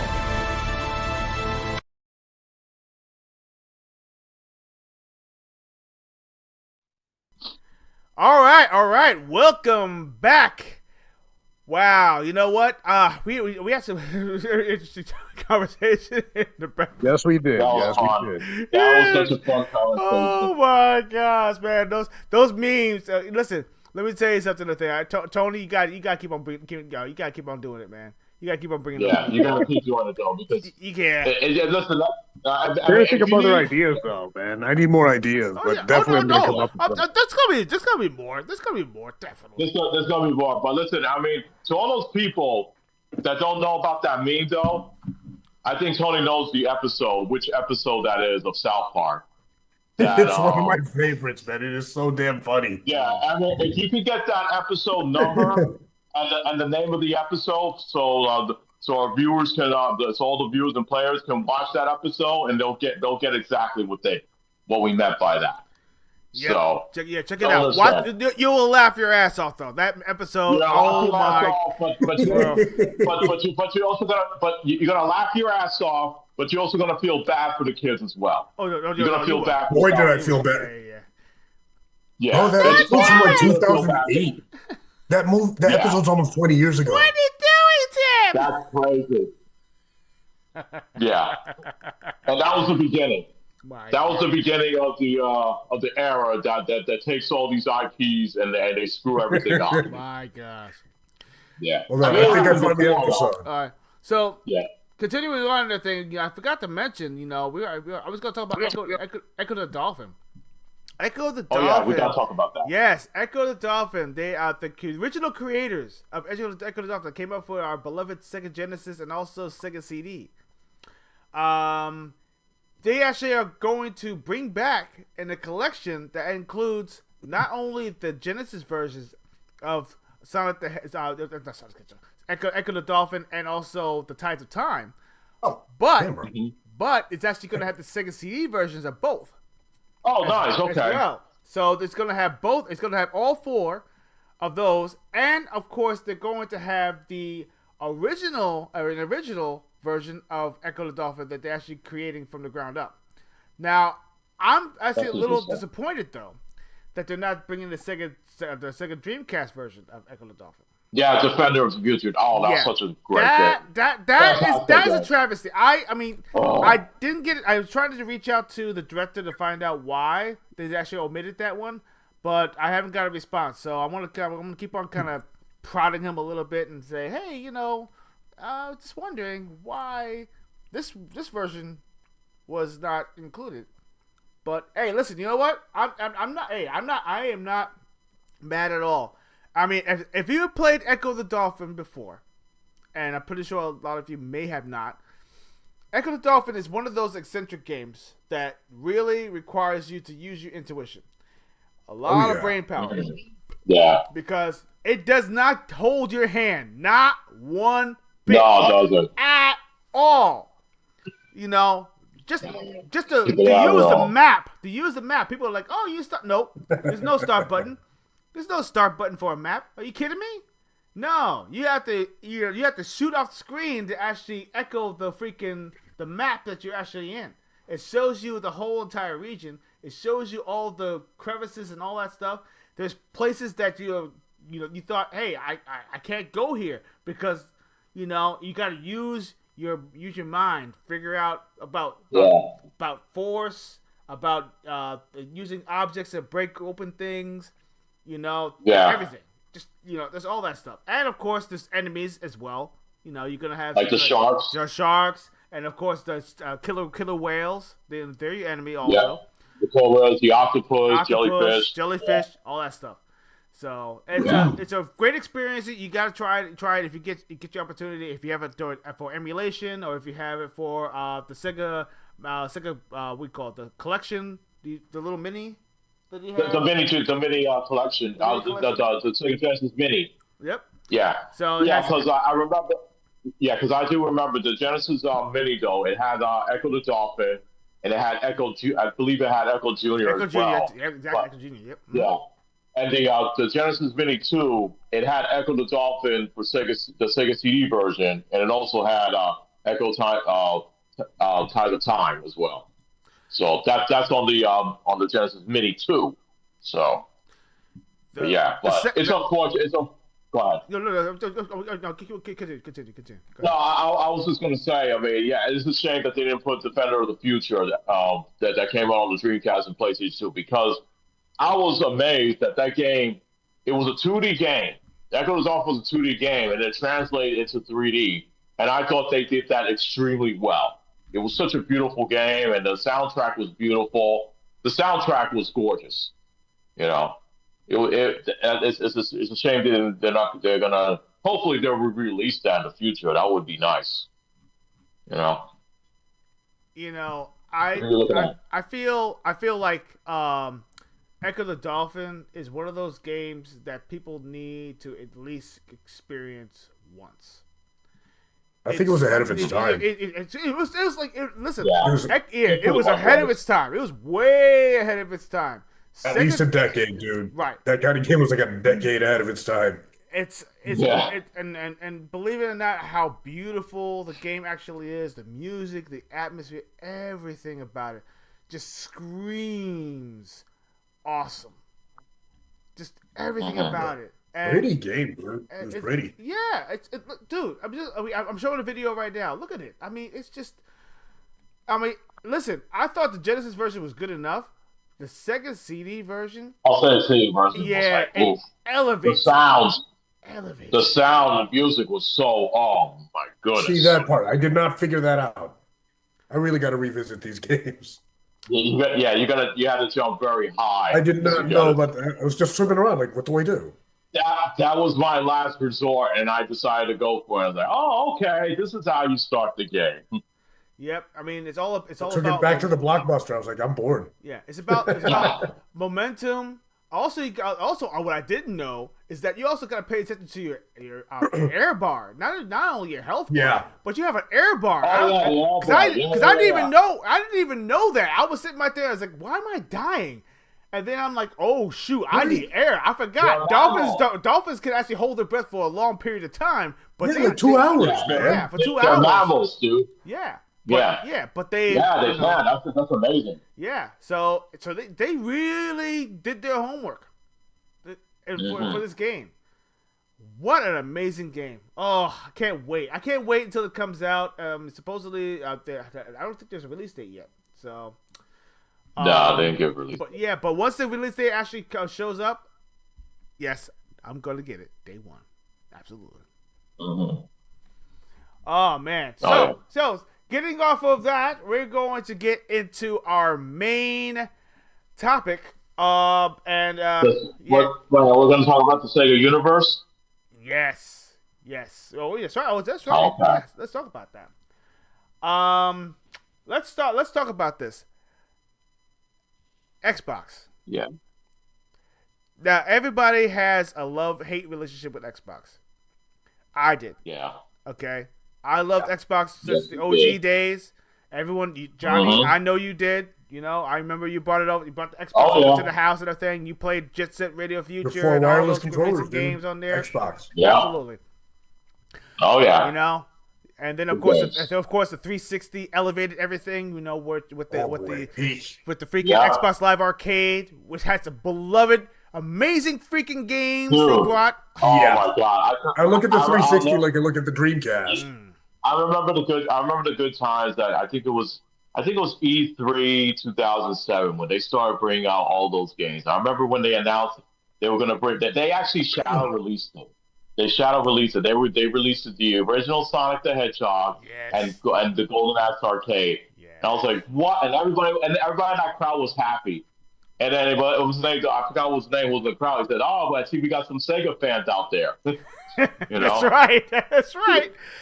Dude, I you know how excited I was when they brought Guardian Heroes? Cool. They brought freaking Guardian Heroes that came out for the Sega Saturn.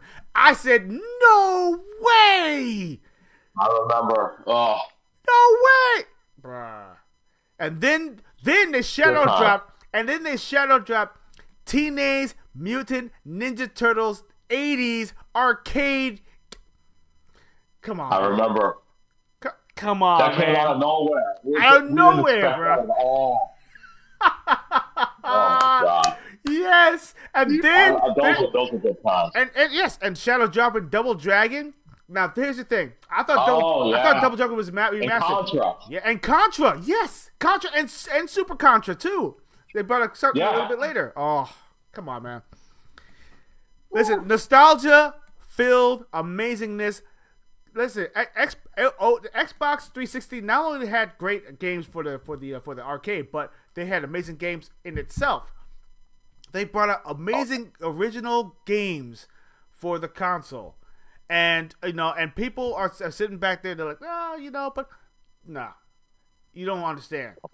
Gears of War, okay, Elder Scrolls 4, Oblivion.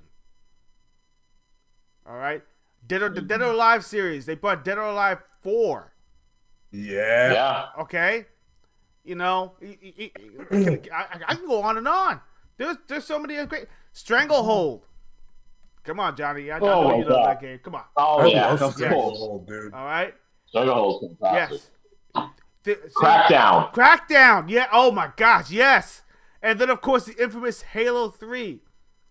Oh. How did we forget this? Saints Row. Yes, the first Saints. That's right, Saints Row. Which actually, believe it or not, because GTA and Rockstar did not bring that game to the Xbox at all until literally how many years? Like 2 years, 3 years? 5 years. Like 5 years. It was like 5 years. Much later. Yeah. Yeah, it was much later. Much later. So Saints Row was our GTA. And trust me when I loved it. Still do. We all loved it. It was fantastic. Yeah. The first Saints Row. The second game became a little. I like the second one though. I don't know. Listen, I love the second game. The second game had all these jobs. Remember the part that you get to driving around that truck and you're splatting shit all over town? Come on. Wasn't there an achievement for how many guys you could shoot in the crotch? Yes. Oh my God. I God. think there was an achievement for that. Yo, this game is insane. Dude, let me tell you something. What's so good about Saints Row 2. Let me tell you something. You know what's so good about Saints Row 2? Gary Busey was doing so many trailers about the weapons in the game, about the police. Oh, that's right. And he was doing that creepy. Dude, he was genius. He knew how to sell this game. Oh yeah. Hiring him for the spokesperson was fantastic. I represent 3rd Street, not Grove Street. You know what I'm saying? I went to 3rd Street Saints. I'm a 3rd Street Saint till I die. Yeah. Fucking that purple, man. Woo! But, yeah, exactly. Yeah, but to my point, Xbox had some amazing times, man. Until 2013. Dreaded 2013. Oh, yeah. I know what you're going to say. Okay. Go ahead. Xbox One. Reveal. Xbox One. Almost TV. Xbox done. TV.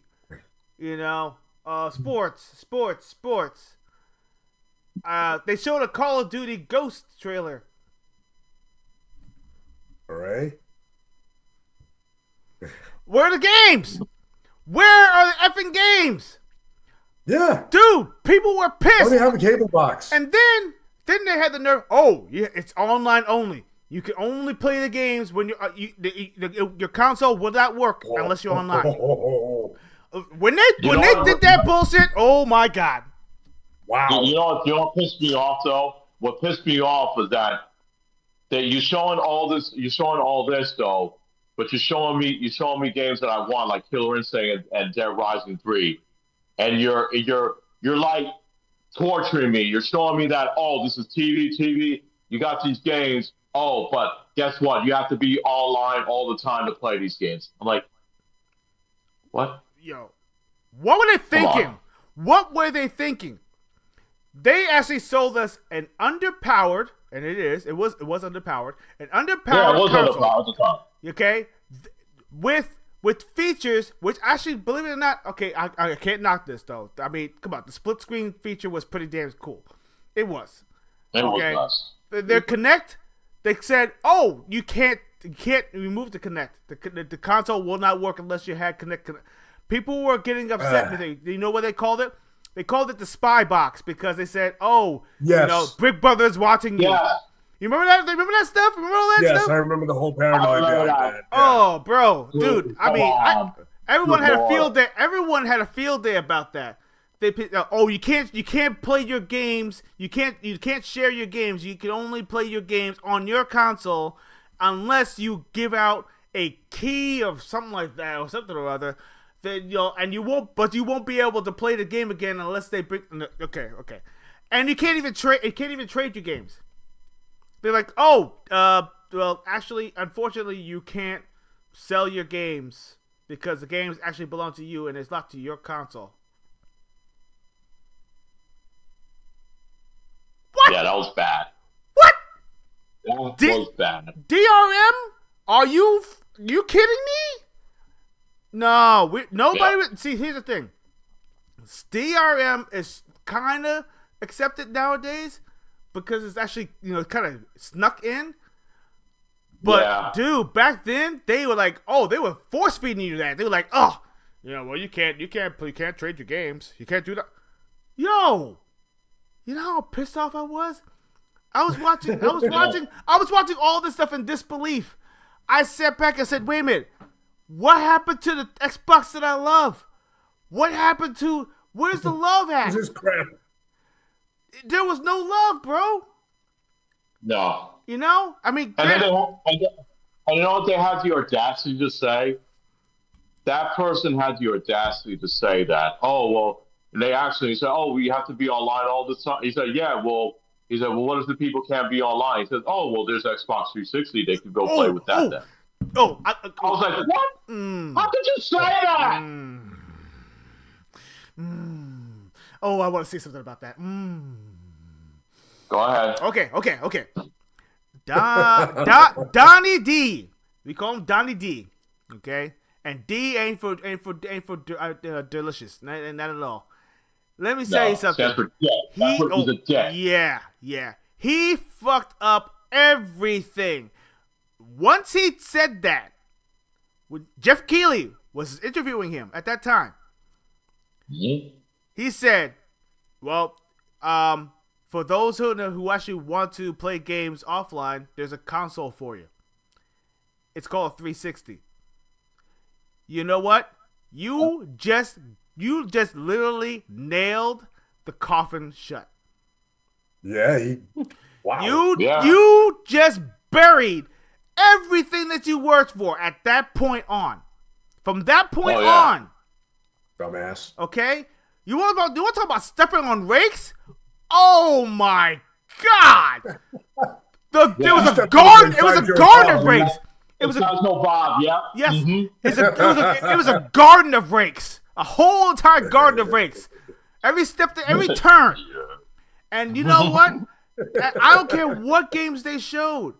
I can't hear you, man. Oh, you can't hear me? Okay. Oh, okay. Hold on. Okay, now I can hear you. Okay, good. Yeah, you was out for. Yeah. All right. So, go ahead. But yeah, I mean, seriously, I don't understand. Garden of rakes, a garden of rakes, and I was so pissed off.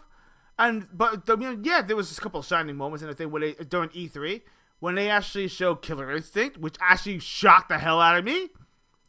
Yeah, it shocked me too, dude. When I saw and I saw chaos, I was like, no. I said no way.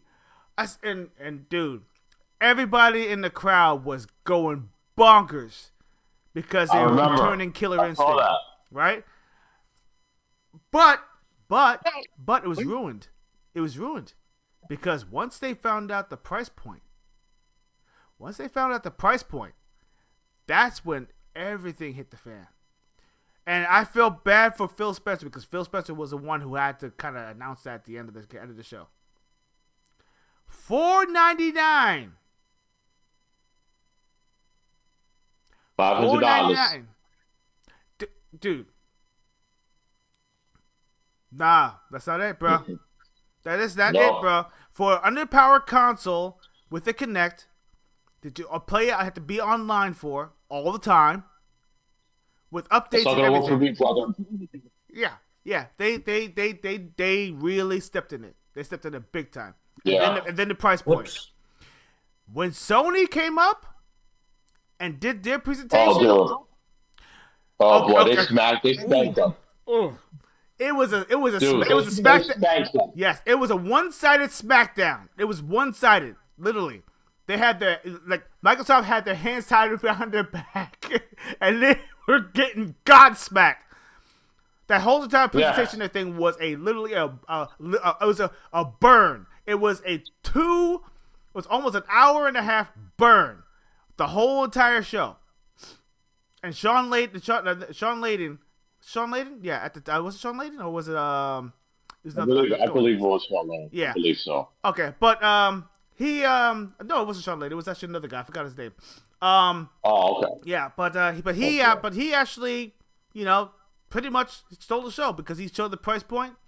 He said that he's like, oh, we're gonna have it at $3.99 or like undercut about $100. I think it was like $400, $3.99. Exactly. Yeah. And everybody was cheering, and then they did a little commercial, the side commercial and stuff like that. And the thing, this is how you share your games. Thanks. Yep. Okay. End of story. Let me see. You can borrow games and you can rent games. Yes. That's what they tell. Yes. And Xbox got murdered that day. It was and believe it or not, Xbox was on life support. And every single time the executives said something, they were pulling the plug. And then you had Phil Spencer putting the plug back in and saying, no, we got more juice. We could be able to. From that, listen. Then they had the nerve to take away exclusives. It began with Rise of the Tomb Raider. Rise of the Tomb Raider was supposed to be an Xbox exclusive. It was supposed to be an Xbox exclusive. The executives that was like, well, we technically can't do that because why? Because they're stupid. Okay. Idiot. Xbox. They actually poured money into it and everything, and they effed up at that point. And then everybody's like, "But what is it coming out for PlayStation 2? Is it coming out for PlayStation 2?" And then, of course, you know what the guys at Eidos actually did? Crystal Dynamics. Oh yeah, it's coming out for PlayStation. Their thing 6 months later. At the show.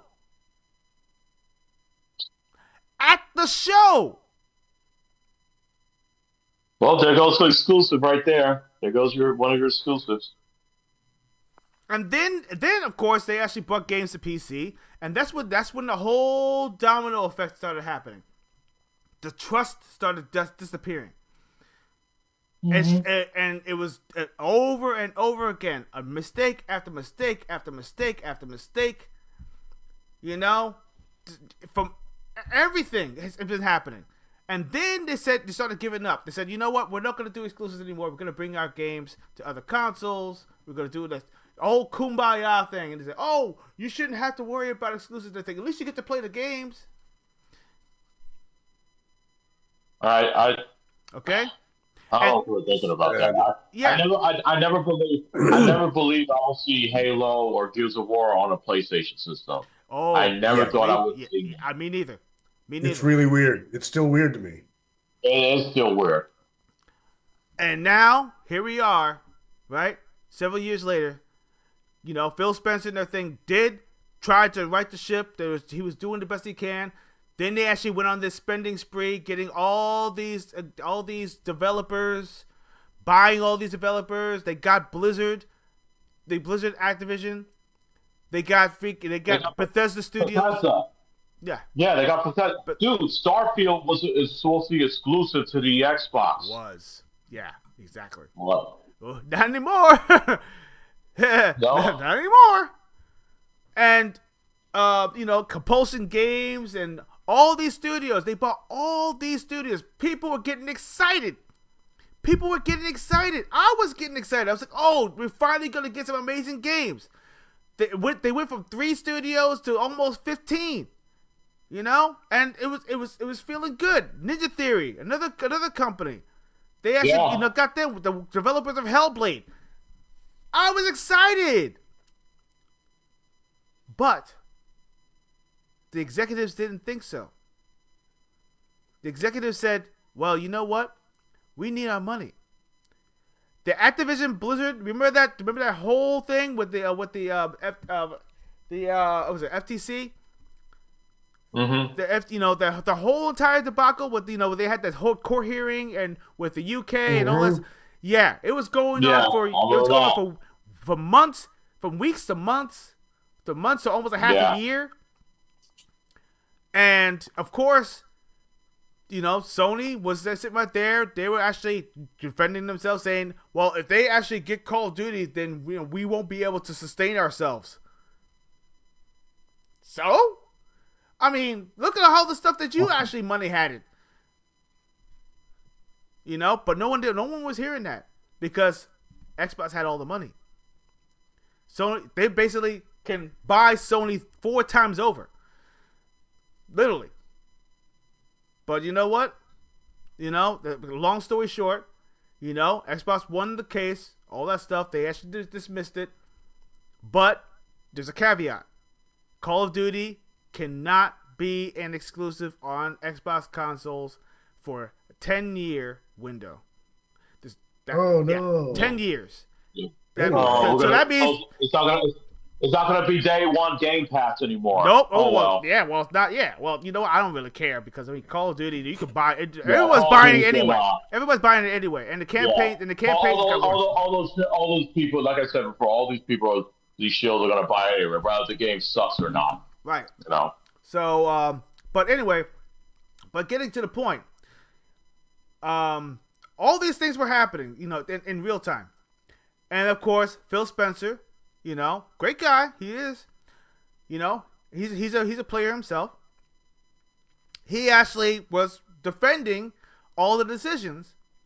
And of course, there was a dreaded interview, if you remember correctly. He said, only 4 games are going to be going to other consoles. Only 4. He said only 4 at that time. He only said 4. Okay? I think it was a game called beginning with a P. I forgot what the heck this game was called. Beginning with a P. And then I think there was 3 other games, and they brought those games to other consoles for now. I think Grounded was one of them. Also, Grounded, very interesting game, and a few others. They were like online games. Then. What happened? What game came first that actually got brought to PlayStation consoles? Forza. They brought Forza Horizon. Forza Horizon. It came to PlayStation consoles. People couldn't believe it. He's like, but wait a minute, hold on. They got the Gran Turismo. Why are you gonna give them Forza Horizon, one of the best franchises for the Xbox? Why are you gonna give it to PlayStation? PlayStation has Grand Theft Auto. Money. Mm-hmm. Money. No. That's what sold PlayStation, dude. It pushed it over the top, if you ask me. Yeah, money. Yeah. It just widened that gap. And then of course, here's the reasons. Because there were several games that was just Microsoft wanted their return on investment. They expected a 30%. Think about 30% investment. They wanted a return, a 30% return on all Xbox products. 30%. That's unheard of for any console or video game. They can't even reach 10%. 30% they were asking for. And you know what? They said there was no damn way they could be able to do it without getting away from the exclusivity window. There was no way. They had to branch out. That's the only way to get the money back, because they spent $64 billion with a B. $64 billion to buy Activision Blizzard. $64 billion. That's a big number. And Microsoft wanted to return on their investment. Game Pass couldn't do it alone. Game Pass, they actually earn billions of dollars every single year. But it's not enough. And that's the reason why all these things were going. So, I know I'm kind of getting long-winded with it, but let's get to the point. The turning point was, because of all these things, they still weren't making enough. So, what happened? They were going to do something drastic. They did. Game Pass went up in price. Big time. Not once, but twice in 1 year. They raised the prices, and this is unheard of. Prices on accessories went up in price. Unheard of. Consoles that that were released 3 years, 4 years prior went up in price. Unheard of. I mean, yes, Sony did the same thing. Sony did the same thing too. Yeah, we get it. Yeah, we're going. You know what it is? We're going backwards. We're going backwards because I said this before. Back in the 80s and 90s, whenever a system came out, each year, like a year or two, the price would go down. But now it's going up. Isn't that weird? Bizarro. Isn't that weird, though? Bizarro world. Yeah, bizarro world. Yeah, that's a perfect way to say it. Bizarro world. Yeah. So let's go. So getting to the point, Phil Spencer decided to step down, or better yet, step out, retire, because something happened. There was a shakeup over at the towns of Microsoft, and he actually him and also Sarah Bond. I forgot to mention her. Sarah Bond, she was the one who actually was a brainchild of Game Pass. She actually kind of threw that idea. Why not do a service that actually gives players an opportunity to play a series of games for one low price? And I say that loosely, low price. It was like $14.99. I think it was $14.99. You get to play hundreds of games a month, day and date, first party games, and some third parties actually couldn't jump in there too. Dude, people were eating that up. I was eating that up. That's a great deal. It was the best. It was the best deal in gaming. Everybody was talking about it. They called Xbox Game Pass the Netflix of gaming. Netflix, yep. Okay? That's a good way to put it. Yeah. Yeah. Unfortunately. Pretty accurate. Yeah. Well. Yeah. But that's pretty much what it was. But the caveat. Here's the caveat.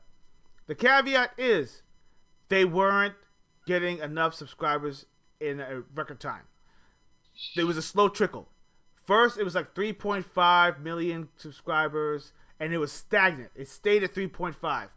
Didn't even go up. No, they didn't even update numbers. No one knew where the numbers were going. And by the way, shout out to Daryl. How you doing, Daryl? What's going on, brother? But you know what? See, the thing is, and I agree with me or not, this was the detriment to the whole entire brand, because they were pushing cloud gaming. Cloud gaming was a thing. They said, and then they had the Xbox Play Everywhere, Anywhere kind of thing. But it wasn't every single game. It was only like a select amount of games. And they kept everything in beta stage, because it turns out that every single time there was an update, there might have been a bug or something that happens to your console, it shuts off, whatever it is. We were beta testers. They treated us like beta testers. Every single game, something went wrong. There was something, it's like, we need an update. Oh, yeah, well, you need an update. Oh, yeah, you need an update. I miss those days where you just buy a game, let's go back. I miss the days, like since the Atari, the NES, SNES, Sega Master System, Genesis games, and TurboGrafx games. When you bought that game, there was no updates. The whole game was complete. You just put it in, you start it up, and play it. Nowadays, this is why I'm a little bit tired. This is what gets me aggravated about the gaming industry, and I feel like they'll put just a broken game out there, or an incomplete game, and we're playing it, and then we got to report to these guys and tell them, hey, I found this, I found that. First of all, back in those days, people got paid to do that. Yep. And now players are doing this shit for free, which is so mind-boggling about that. Yep. And guess what? You, the players, are it without getting paid for it. Here's a reverse. You are paying for it. Yeah, you're paying. Exactly. So anyway, so getting off of all of that, let's get into the good stuff. So, enter Asha Sharma. Asha Sharma, believe it or not, her history was not really into games or anything of that sort. She was more into the business models and stuff like that. She actually was like literally into marketing. That was a big thing. She's a genius when it comes to marketing and selling stuff. She knows her stuff. She knows her homework. And of course, she also dabbled in AI, which got people nervous. They said, "Uh-oh." I said, "Uh-oh." Yep. Because I said, "Wait a minute, AI? Yeah. Oh, that's a part of her resume? Oh no, that means they're going full in. Yeah, they're going all in with this stuff. They're going all in with cloud gaming. Oh no, they're actually gonna kill off Xbox. That's what people were saying.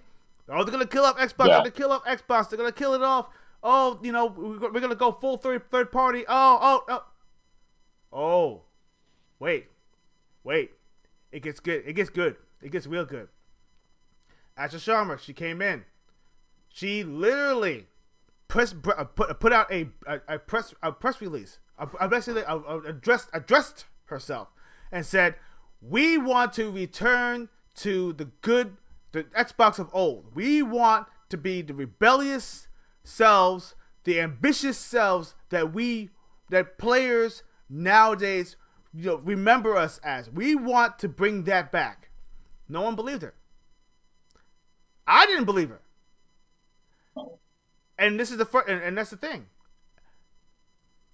That's what makes it great, because she not only has been doing some things and some changes, but let me just go down the list.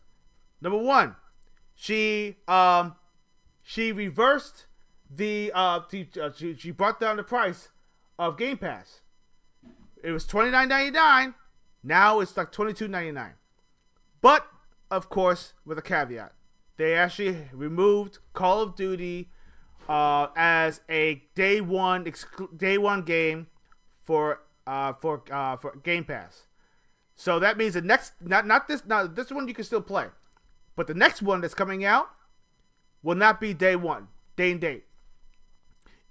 But it will be added to Game Pass the following year. So if you are a Game Pass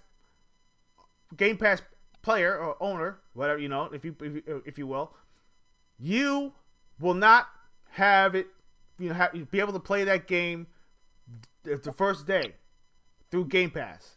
You will have to purchase the game. But the following year, if you didn't purchase Call of Duty at all, you'll be able to play that said game the following year, and so on. That's how it works. Was it a good move? A lot of people are mixed on that. Number one, and shout out to Hargeet. He knows who he is. He actually said, but the promise was that all first party games will be day and date on Game Pass. It's a catch-22, because if you think about it, Call of Duty could basically pay for itself. People buy Call of Duty every single year. You don't need Game Pass for Call of Duty. Call of Duty could sell itself. And that's my opinion. I'm not a Call of Duty guy. I don't play Call of Duty. Hell, it's on Game Pass right now. I can play it now. I don't play it. And not a lot of players out there do play it either. But you have the option. It's nice. But it doesn't have to be day and date. If you really want Call of Duty, why don't you just do it like you used to? Buy it. You can still buy it, right? Makes sense? What do you guys think? I mean, I know I'm going on and on about that. Well, I've got some other things to throw on there. I got nothing to add, dude. You pretty much covered everything. You're good. Yeah, you pretty much said. I actually learned from what you said. Yeah, stuff I didn't know. Right. So all right. So part two. Yeah. Part two. She actually changed the certain things in the UI for the console. If you noticed, you could be able to reduce the amount of games that you play to 4. So if you go on your menu, you can actually reduce it, and instead of having a whole list of games covering everything, you can narrow it down to 4 games that you previously played. And the achievements actually changed too. The animation did. So you can, if you see the animation, they actually changed the animation of your rare achievements now. So that's changed. Yeah, when you get the Mm-hmm. And they actually renewed their relationship with Discord already. So Discord and everything now, because you be able to watch the games and you play the games and communicate and all that stuff. But now they're actually going to be adding something else, and I don't know exactly what it is, but there might be a integration that's going to be significant for Xbox players on the console in such a short period of time. And now, they also, I forgot, I missed one thing. They actually took away the "This is an Xbox" campaign. Thank God. What the hell were they thinking with that one? This is an Xbox. Yeah, okay. Why? Okay. You pick up your phone, this is an Xbox. If you go to your toaster, this is an Xbox. If you go to your television, this is not. No, that's not how you do it. That's not how you get your players into your ecosystem. No one cares about that. People play it on Steam. People play it on their PlayStation. People play it on their Switch too, right? But no one really cares about that. That campaign was stupid. Asha killed it. They said, no, this is not us. Get rid of this campaign. You could go to the website right now. Try to type it in. It's gone. The website, the screen, everything, gone. You will not see "This is an Xbox" anywhere anymore. They killed it. Thank you. Now, here's some good stuff. You remember they said, oh, we're going to call it Microsoft Studios and stuff like that, blah, blah, blah, blah, blah, right? They said the identity of Xbox was kind of disappearing. Like, you know, what they are, their ecosystem. Asha Sharma walked in. I believe she actually had a whole huge memo. And she said, no, we are Xbox. They brought back the Xbox website down. It's no longer Microsoft Studios or anything like that. It's now Xbox.com. Xbox.com is back. So now, people are like, and then they changed the logo. Now they have a new logo. It's not that white logo that you used to have. They went OG with that. I want to try to see if I can pop that one up. It's actually the original OG colors. The OG Xbox colors of the green. Let me see if I can pop that up. I actually had it. The green and black, yeah. Yeah. So now that they are being serious. And they said we are Xbox. Let me see if I can bring up the memo. It was a big memo they had over there. Hold on, let me see if I can pop this up. And let me tell you, woo! I'm getting kind of excited. I'm starting to believe. I tell you what, I think that everyone needs to start paying attention now. Here we go. So I'm gonna pop it up right now on the screen so everyone can see for themselves, and I'll read along. It's not that long, but this is actually very, very important for everyone to see. Here we go. Boom.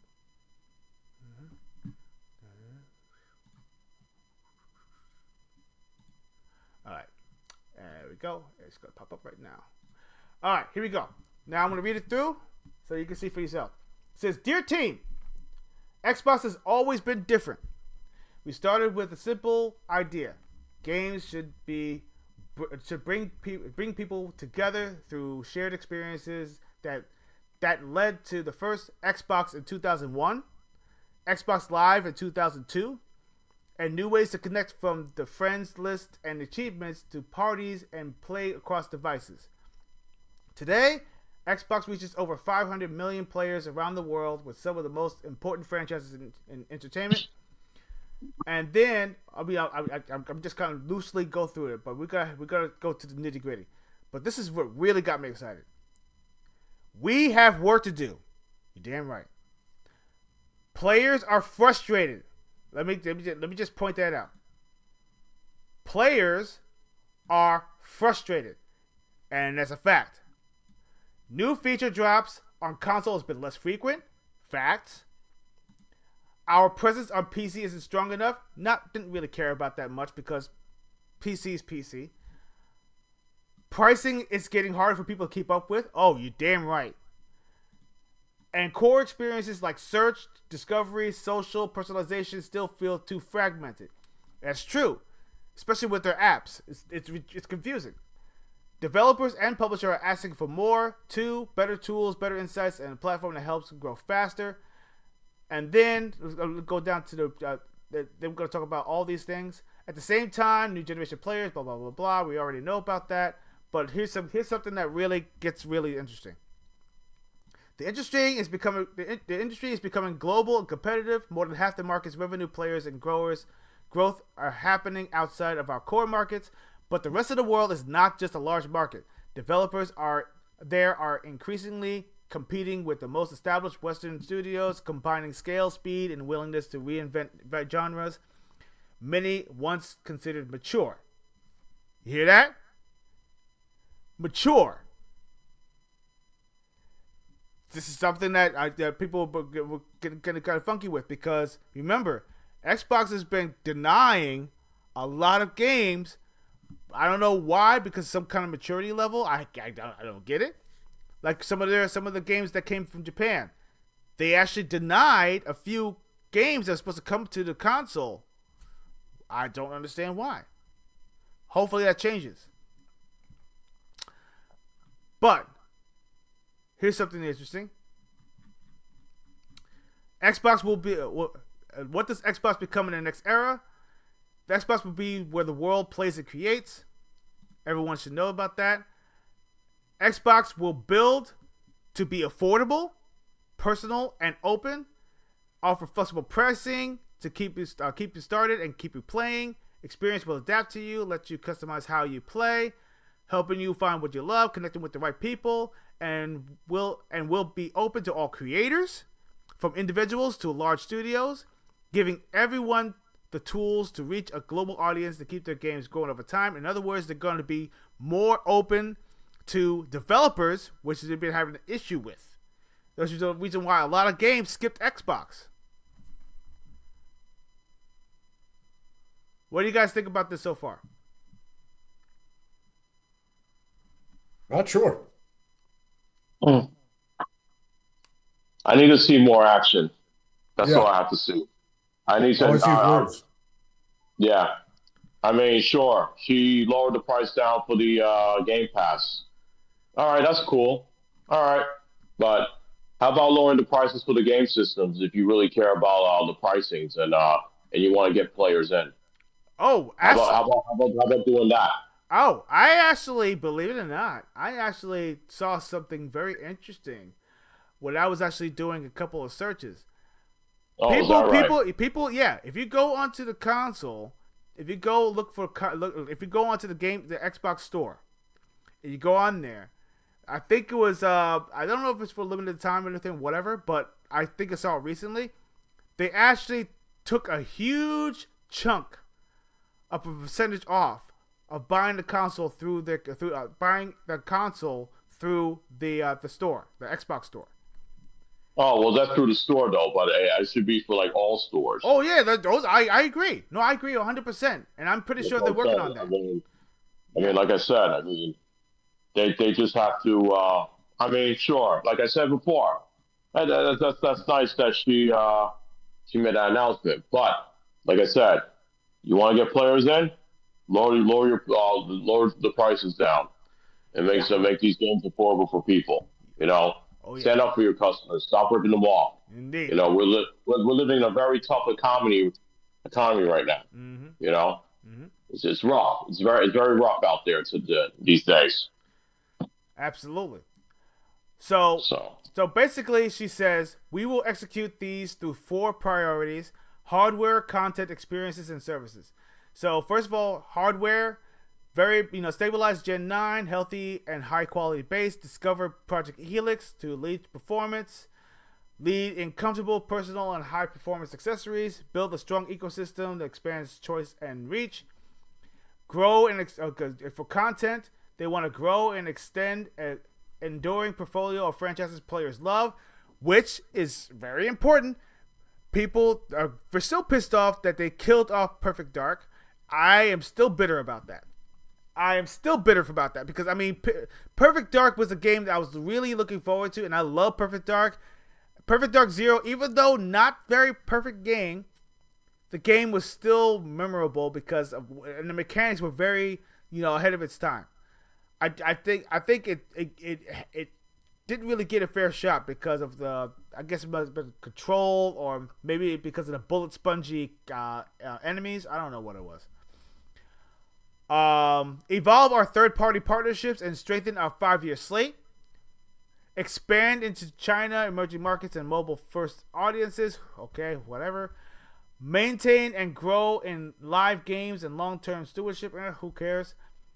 Elevate creator-centric platforms.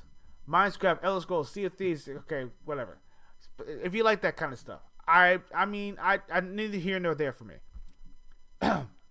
Experiences, though. Fix the fundamentals for players and partners. Make the Xbox the best place for developers and creators to build and grow. Very important. Overhaul discovery, customization, social, and personalized to connect the community. Also very important. And then, of course, the services.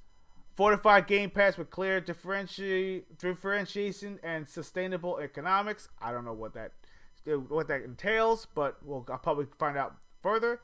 Return the business to durable growth with strong cost discipline. I don't know.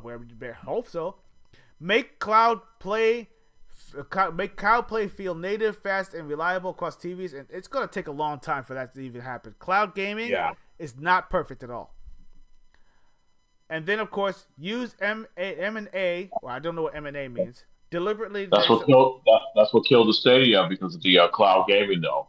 Yeah, I know. Oh yeah. I already knew from the beginning. I already knew that Stadia was going to be a failure. And Lord behold, I was right. M&A? Yeah, I'm trying to figure out what M&A is. You know what? Let me look that up. Find out what M&A means.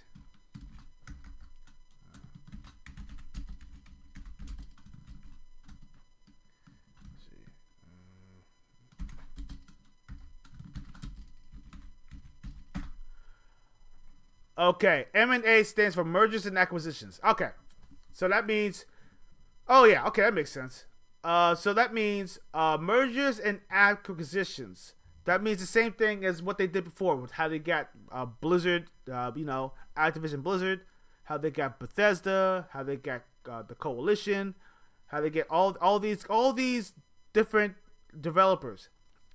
So they said use the mergers and acquisitions deliberately to accelerate growth where organic paths are too slow. In other words, they said they want to build better relationships with the acquisitions that they actually have. In other words, all of the acquisitions that they have right now, they need to be able to communicate with them clearly, precise, and listen, and actually work swiftly to get the problem solved. Because I feel like all these companies, all these developers that they shut down. You remember Tango? Remember Tango GameWorks? The ones who actually created an amazing game, I mean, what were they thinking when they shut them down?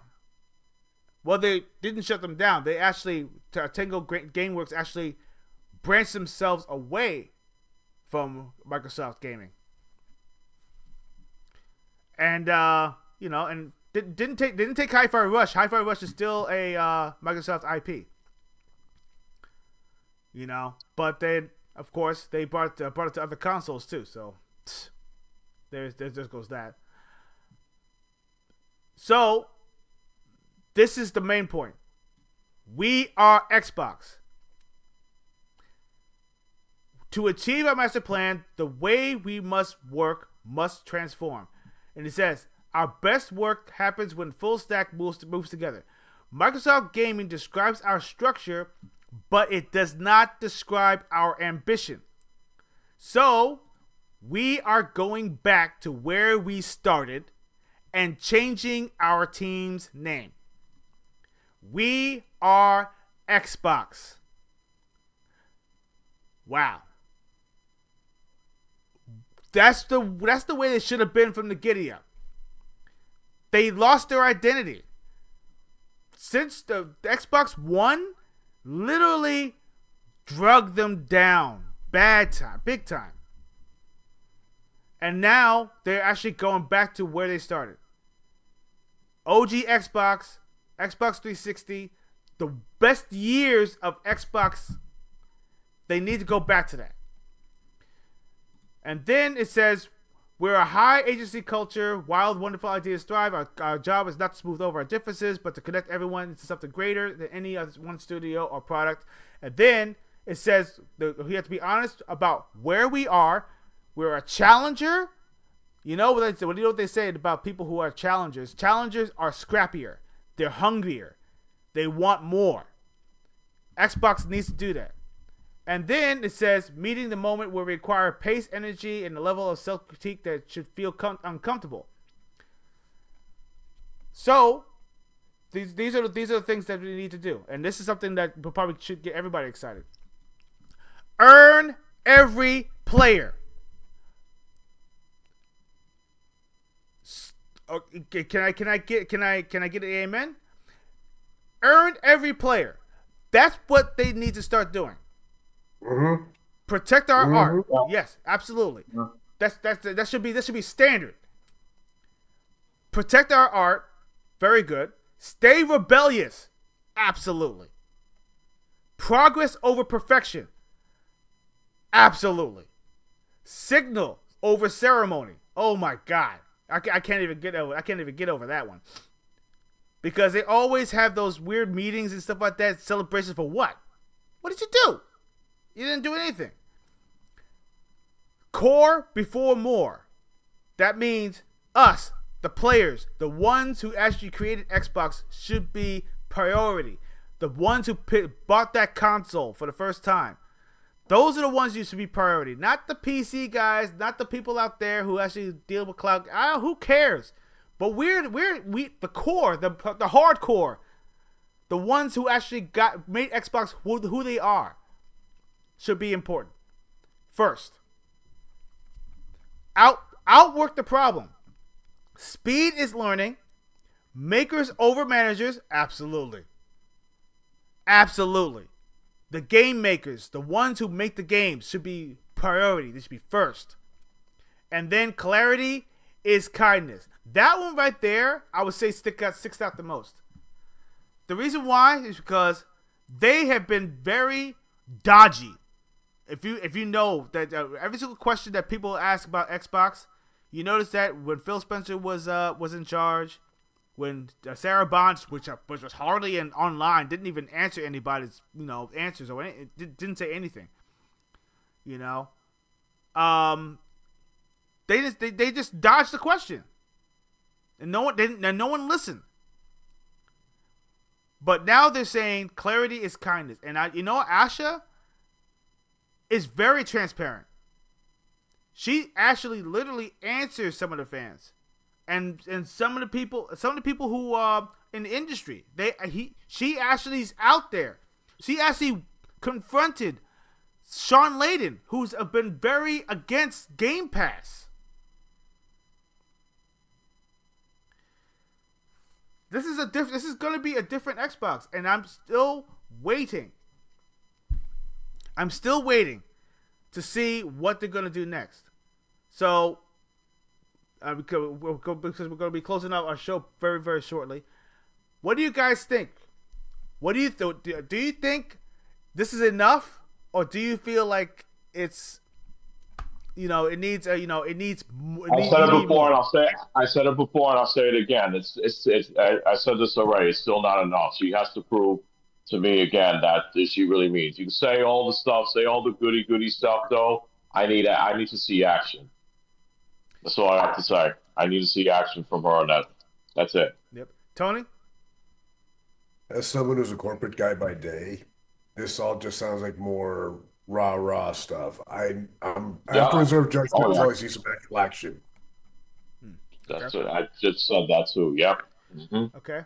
So now that you actually have your opinion, what do you feel that Asha should do that actually would put you in a better, better line with, hey, okay, she's the real deal?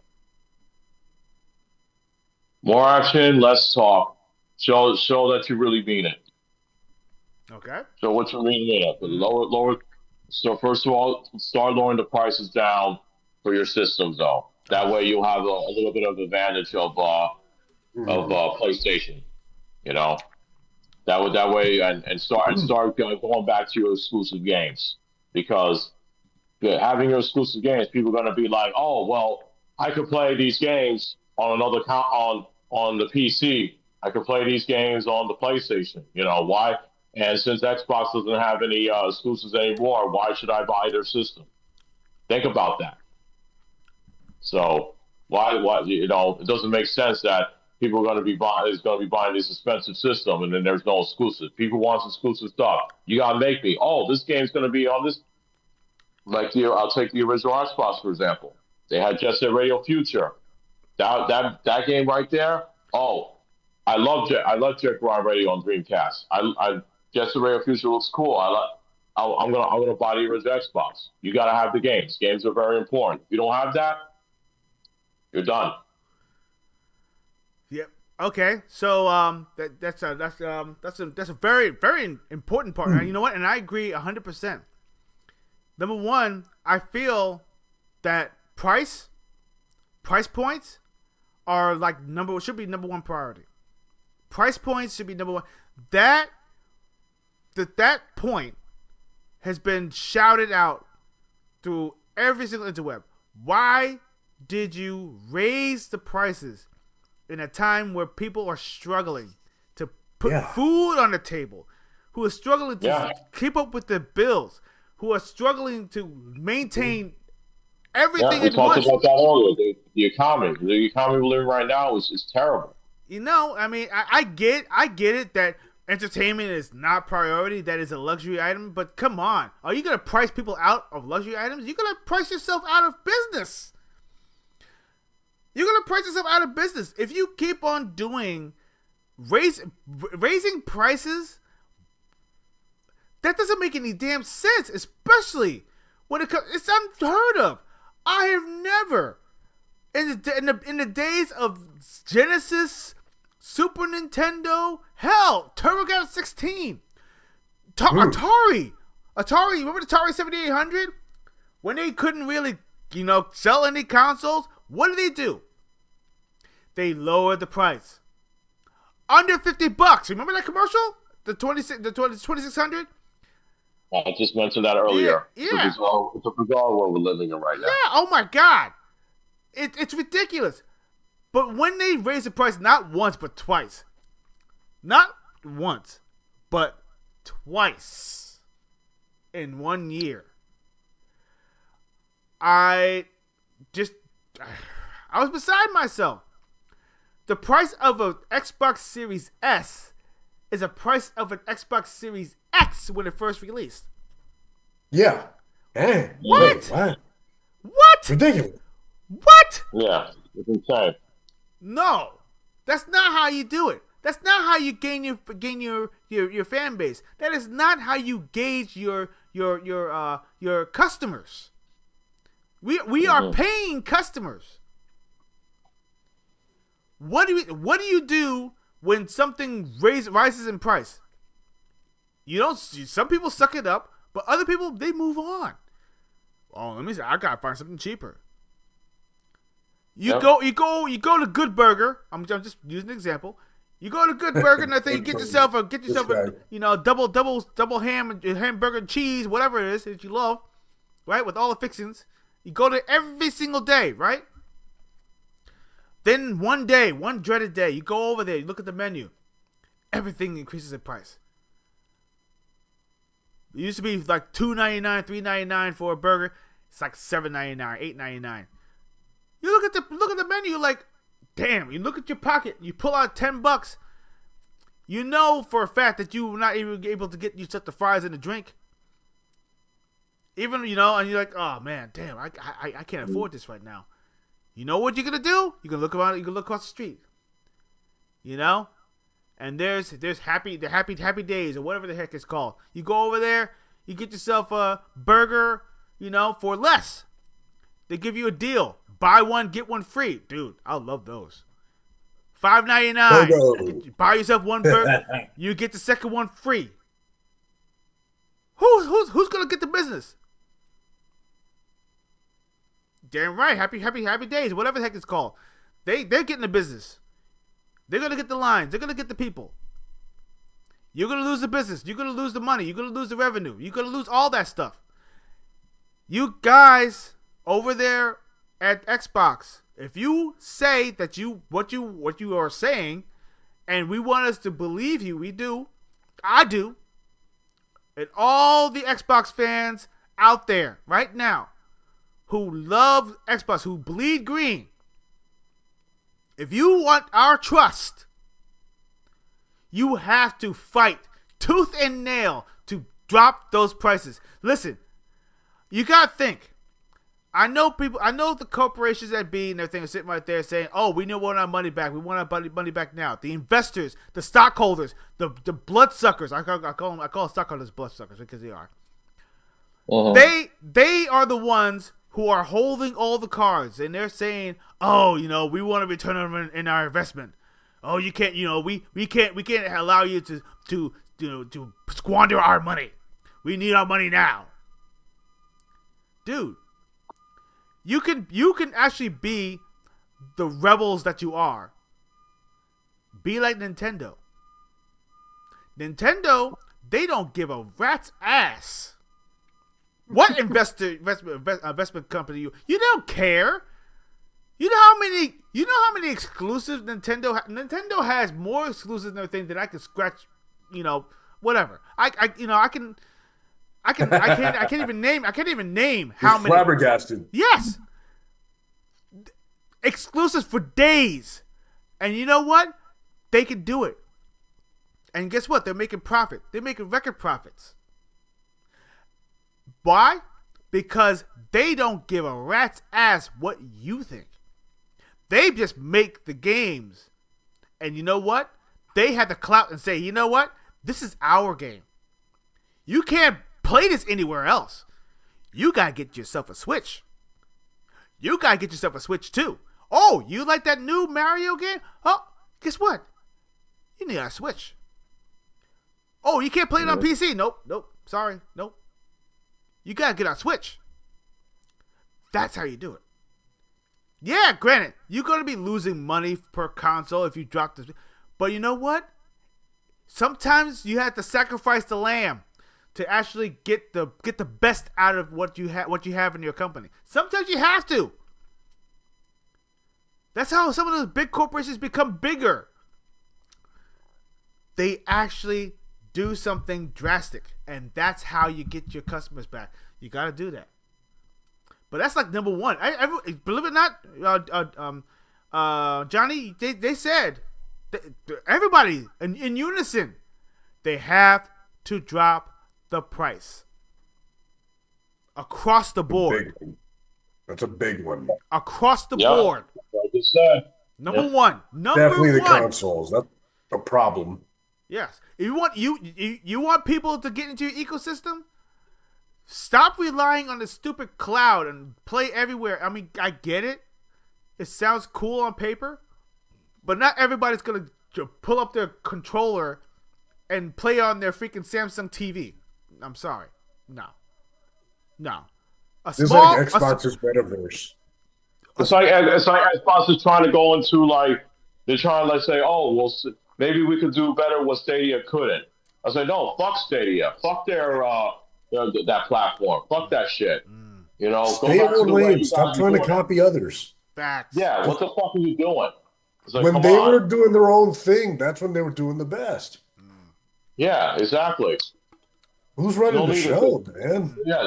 Yeah, no need to take Stadia's like platform. Oh, they did the cloud gaming, so maybe we should do that. Maybe we should get big. No, fuck cloud gaming for now, man. Jeez, nobody liked it. You saw it didn't work out for Stadia. It flopped. Facts. So come on. If I see something that flopped, you think I'm gonna go take that idea and put it in my project? No. Yeah, exactly. Come on. Exactly. Common sense. See, you know the idea of the definition of insanity. They keep on doing the same damn thing and hoping for a different result. This is exactly the wrong thing to do in a situation where you're in. You are in third place. No, strike that.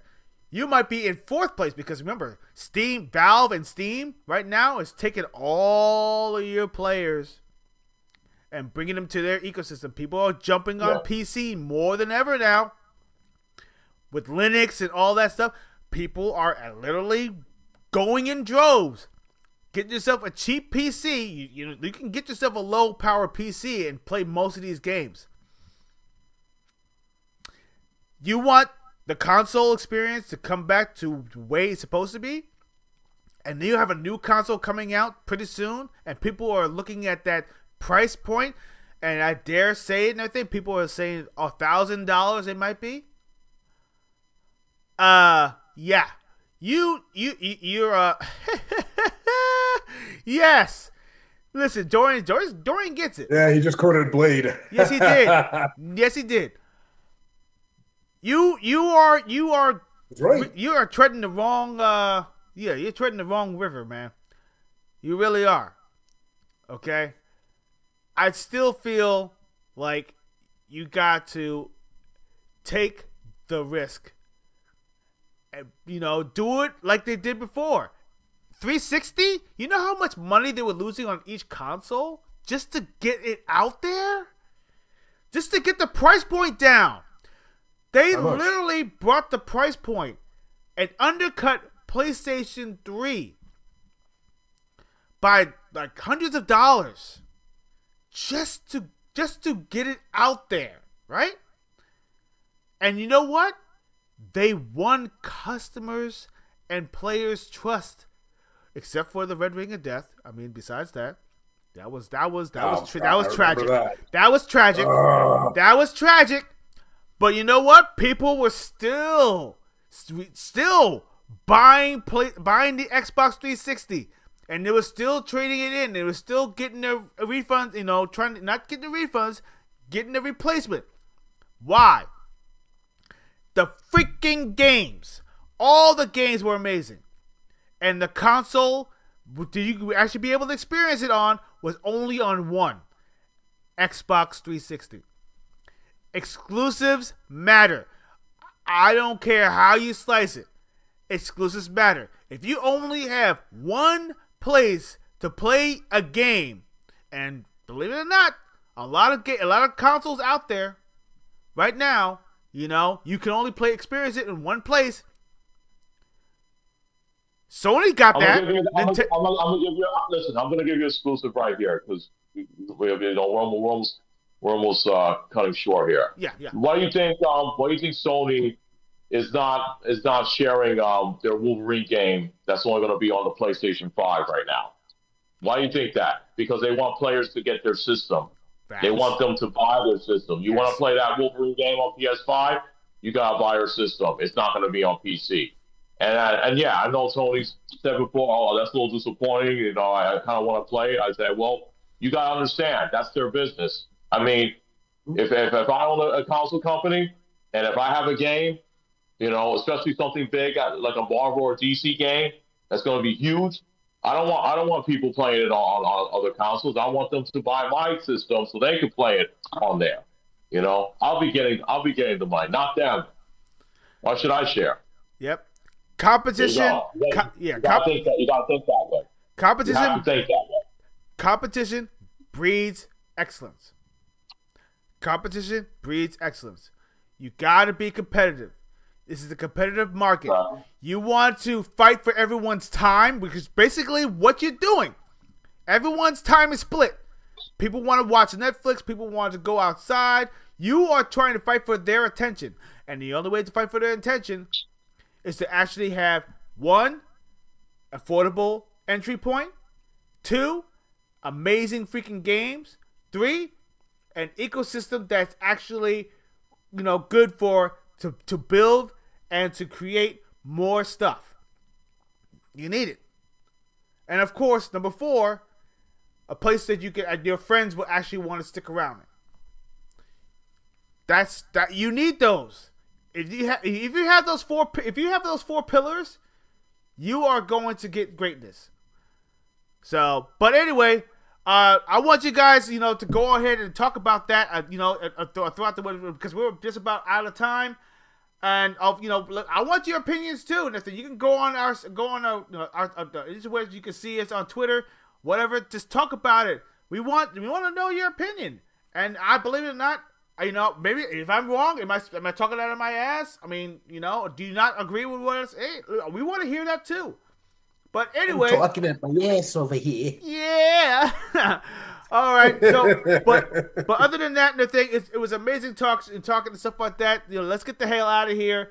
You know, do we even have to do outros? Nah, we don't have to do outros. I mean, you know, no, dude, we're hanging out. We're hanging out, of course. So, you know, so everybody out there, keep on gaming, keep on leveling up, and also hit that like, and also hit that subscribe button, and please hit that bell notification.